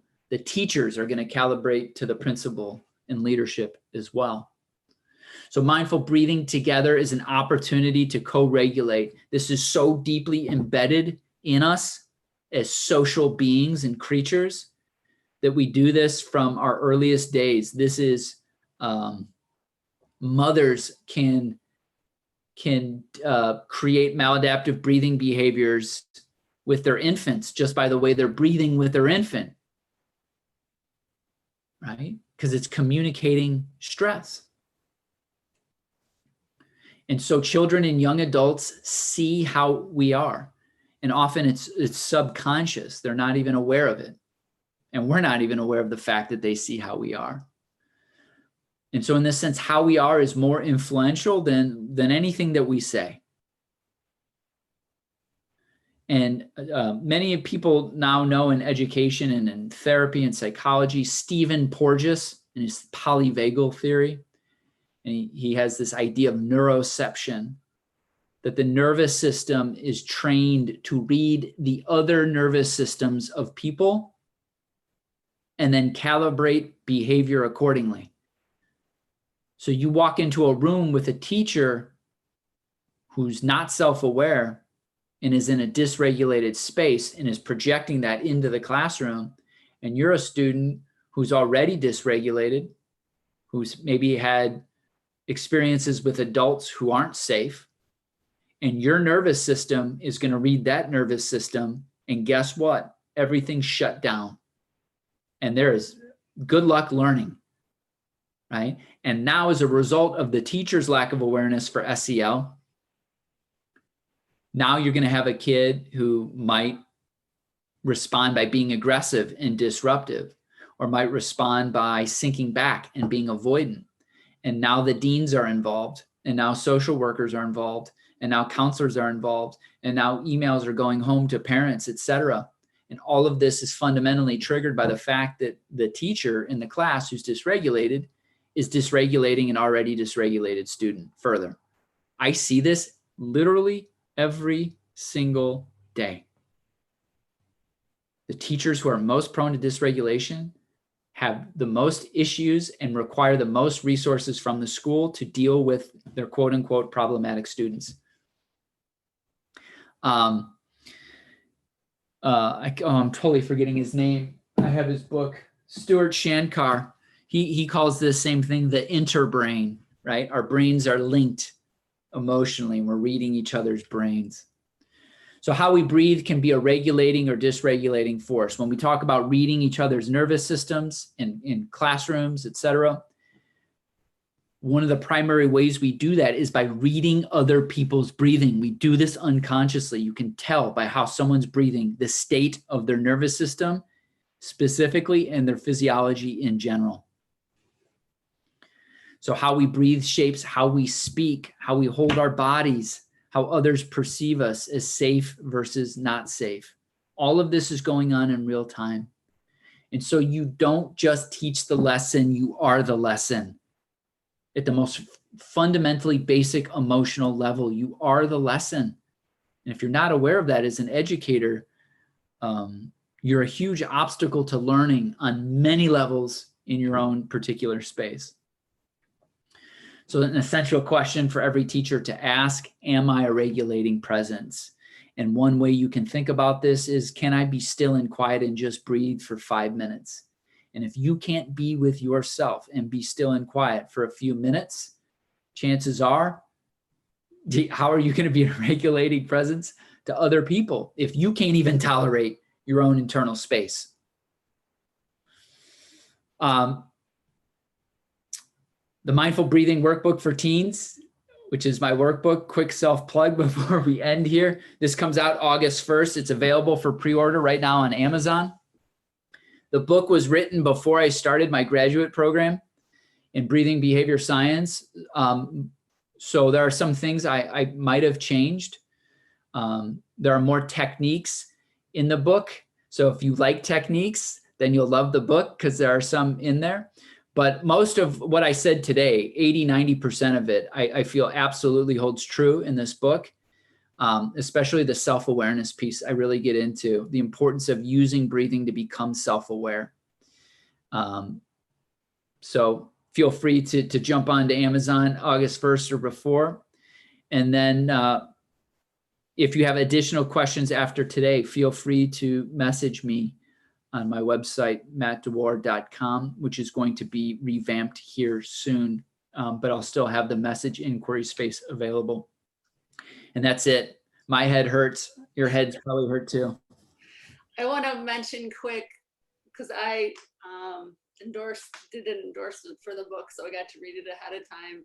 And I just love the way, it's like you're teaching your class. Like I can imagine it's because you teach senior philosophy, or what's the name of your class? Like where it's different than some other of New Harbinger books, workbooks that I've read before that are kind of, like, the heart in it. And yeah, that was one of the decisions that I said one of the things I said was that kind of a non-negotiables. I had to have personal voice. I didn't want it to be generic, and I wanted to be able to interact with the reader directly as I would in a classroom. And so it's a very conversational style, and I share a lot about myself at the beginning in my own journey. And because I want to connect. It's exactly what I just ended the presentation with. I want to show that I'm doing this work and it's important to me, and I'm trying to be a regulating presence. And here I am for you, the reader. Let's walk this journey together. So that's the idea. thank you, Matt. Any questions? I'm going to put the for anybody who wants the 3 PDs, CEUs, I'm gonna put that in right now and just, attendance. We don't- oh, chat.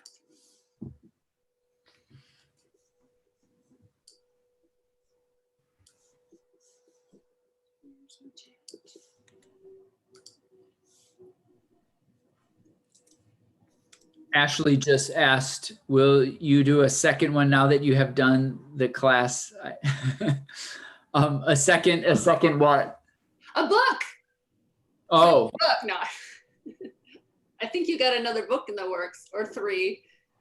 yeah. So right now I'm talking with New Harbinger in the works with another book that's less on breathing and more on just self-regulation in general. And it's called Transform Stress into Strength. And just dealing with the idea of resilience and the importance of self-awareness and self-regulation and resilience, and that resilience ultimately is a skill rather than something we consciously choose. We tend to think of resilience as something like, oh, I'm going to mentally just be tough and be resilient. Whereas resilience actually it's the state of robust self-regulation. And when you're robustly self-regulated and you have that self-awareness, it takes more to get you out of regulation, to make you dysregulated, and you also recover quickly because you have awareness and tools to do that. So that's kind of the premise of the book. We're ironing out details. I'm actually kind of tempted to pause that particular project, even though they don't tell them. No one from New Harbinger is on right now, and focus more on like an ASCD book, more like this presentation, really getting into breathing for teachers and applying it in schools and stuff, because I feel like that would be really useful. And I feel like teachers would be all over that at this particular moment in time. Yeah. So. Any questions before Matt leads us to maybe a 5-minute practice? I talked everyone into a stupor. It was funny that you saw that I was yawning, because when you were, make sure I'm not on mute. When you were kind of just leading, saying what you would say to the students, I was doing it. And then, I was just like watching my breath, and then I just kept feeling this need to yawn. And I'm like, okay, body's talking to me. Would you say that probably the majority of the people in the world have that over breathing? I mean, or not necessarily. Or what does your teacher find with the CAP, that machine? In terms of breathing, dysfunctional breathing that's not related to organic issues. Okay.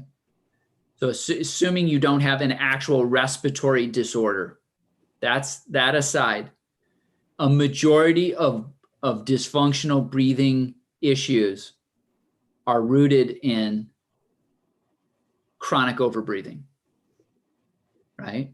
And of course, everyone does this acutely.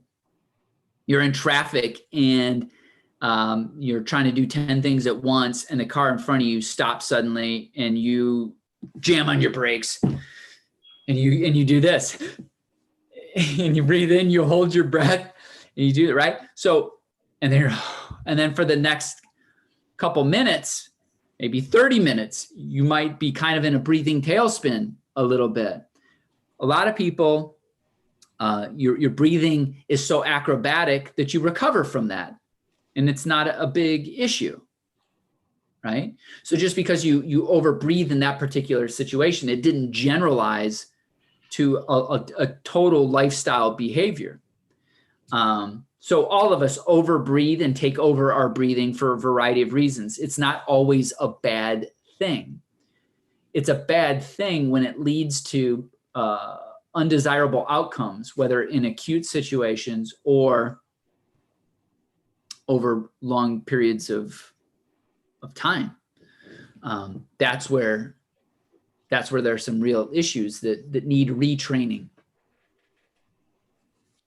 Matt, I find that when I'm in meetings with very high intensity and with organizational leaders, that their breathing, I'll notice their breathing, and then I feel like I can't breathe.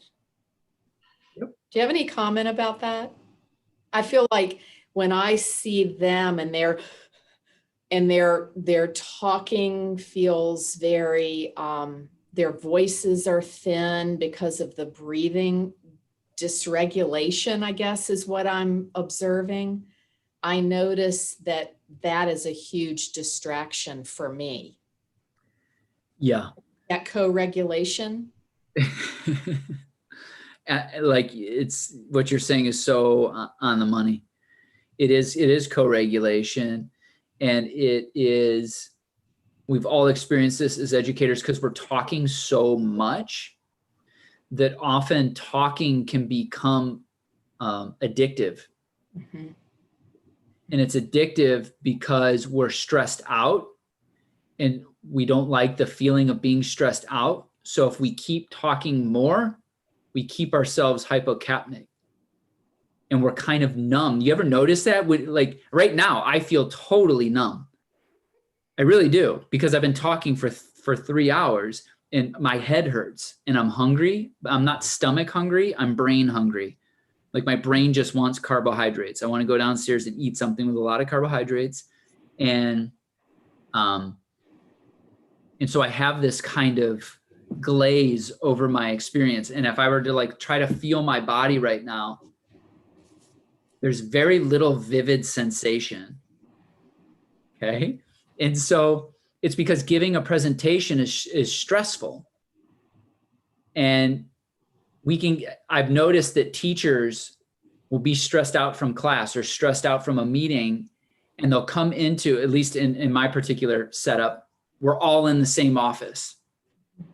And one person will come in the department who had something stressful, and they'll just like, and they'll just throw it on everyone. And then everyone starts going. And I think that's where you get viral emotional toxicity in schools, is that we're all over breathing all the time because we're talking too much all the time. And to deal with the fact that we're creating this stress and dealing with stress, we continue talking, and it becomes a reaction chain, a closed loop. Mm-hmm. And it's just not helpful because we're becoming increasingly dysregulated, and we're no longer able to access the parts of ourselves we need to access to do our jobs well. Mm-hmm. That's a problem. Right. And- we're strangers to ourselves. Yep. And then we bring that into the workplace. And there's that resistance to even taking those still quiet moments because we're so into the whole drug of all of this over talking all the time. Yes. And the hypocapnia, the drug of the hypocapnia, really. Yes. Yes. Yeah. And then if this goes on too long, which it does for many teachers, you lose the ability to focus on anything unless you're stressed out. Mm-hmm. Stress produces norepinephrine. Norepinephrine is adrenaline in the brain, and that helps you focus, right? So the only way you know how to focus is to get stressed out. So you unconsciously seek stress so you can focus. And it becomes this huge maladaptive cycle. Yeah. Educators need this work big time. Everyone does, but educators specifically, because you look, then all of this is going on, and then suddenly they walk through the door of a classroom, and now they're calibrating the emotional lives of 20, 25 kids. It's like, uh-oh.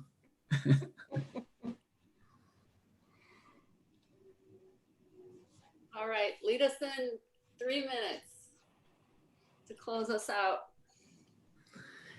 Just as I said before, we'll keep it very simple. Simple is profound. if you can, just set your feet flat on the floor. Elongate your spine if you can. If you want, you can close your eyes. This helps reduce the amount of information you're taking in.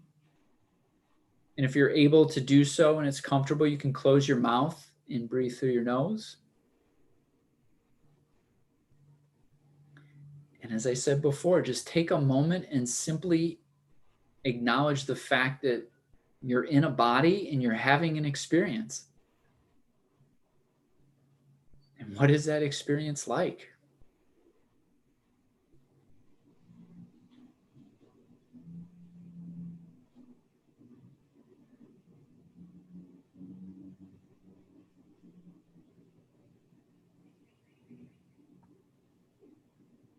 And just notice your breathing in the middle of all of that, in the middle of that experience.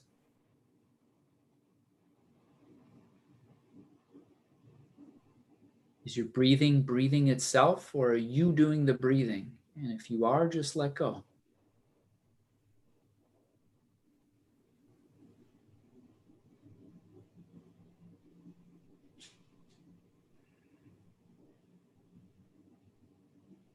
And right now, Tracy might be doing the breathing because she's thinking about getting to the book group next. So I'll wrap this one up. And if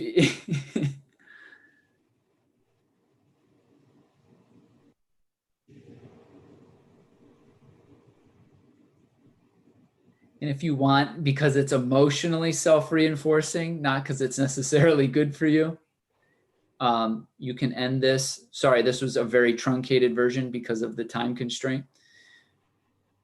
But you can take a long, slow inhalation in and then hold it at the top, not in a forceful or tense way, for about 10 seconds. And then you can slowly exhale through your mouth.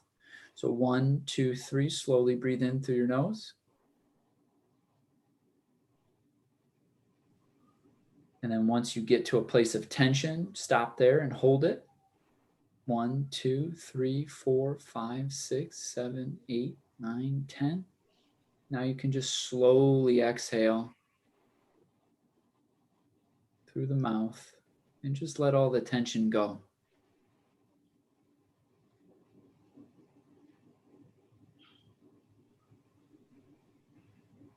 You can wiggle your toes, slowly open your eyes. Going fast here. The use of the long exhalation, or I'm sorry, the deep breath at the end there and the long exhalation is more, that can be a really useful way, even at the beginning of an exercise, to gauge where your breathing is tight. It can bring attention to where you're over breathing. Because when you fill up, where are you filling up? If you're really tense and you've been recruiting your accessory breathing muscles, you're going to breathe in and all of a sudden there's not going to be a lot of room and you're going to get tense fast. And do you go over that in your book? Because we got to go. No, I don't. But anyways, it was good seeing everyone. You do the CO2 test in your book. Yeah. Yeah. I didn't do it during this. There just wasn't enough time where you do the CO2 tolerance test to see how habituated someone is to overbreathing. Anyways. All right. Love you, man. Thanks, everybody. Bye. Thank you for coming. Thank you. And Thank you so I much. think the book's going to be on Audible. I see somebody, Beldora asked that, right? I believe, yes, it is, I Oh, think. yes. Okay. Awesome. All right. Message me if you have any questions. Thank you so much. See you. Thank you.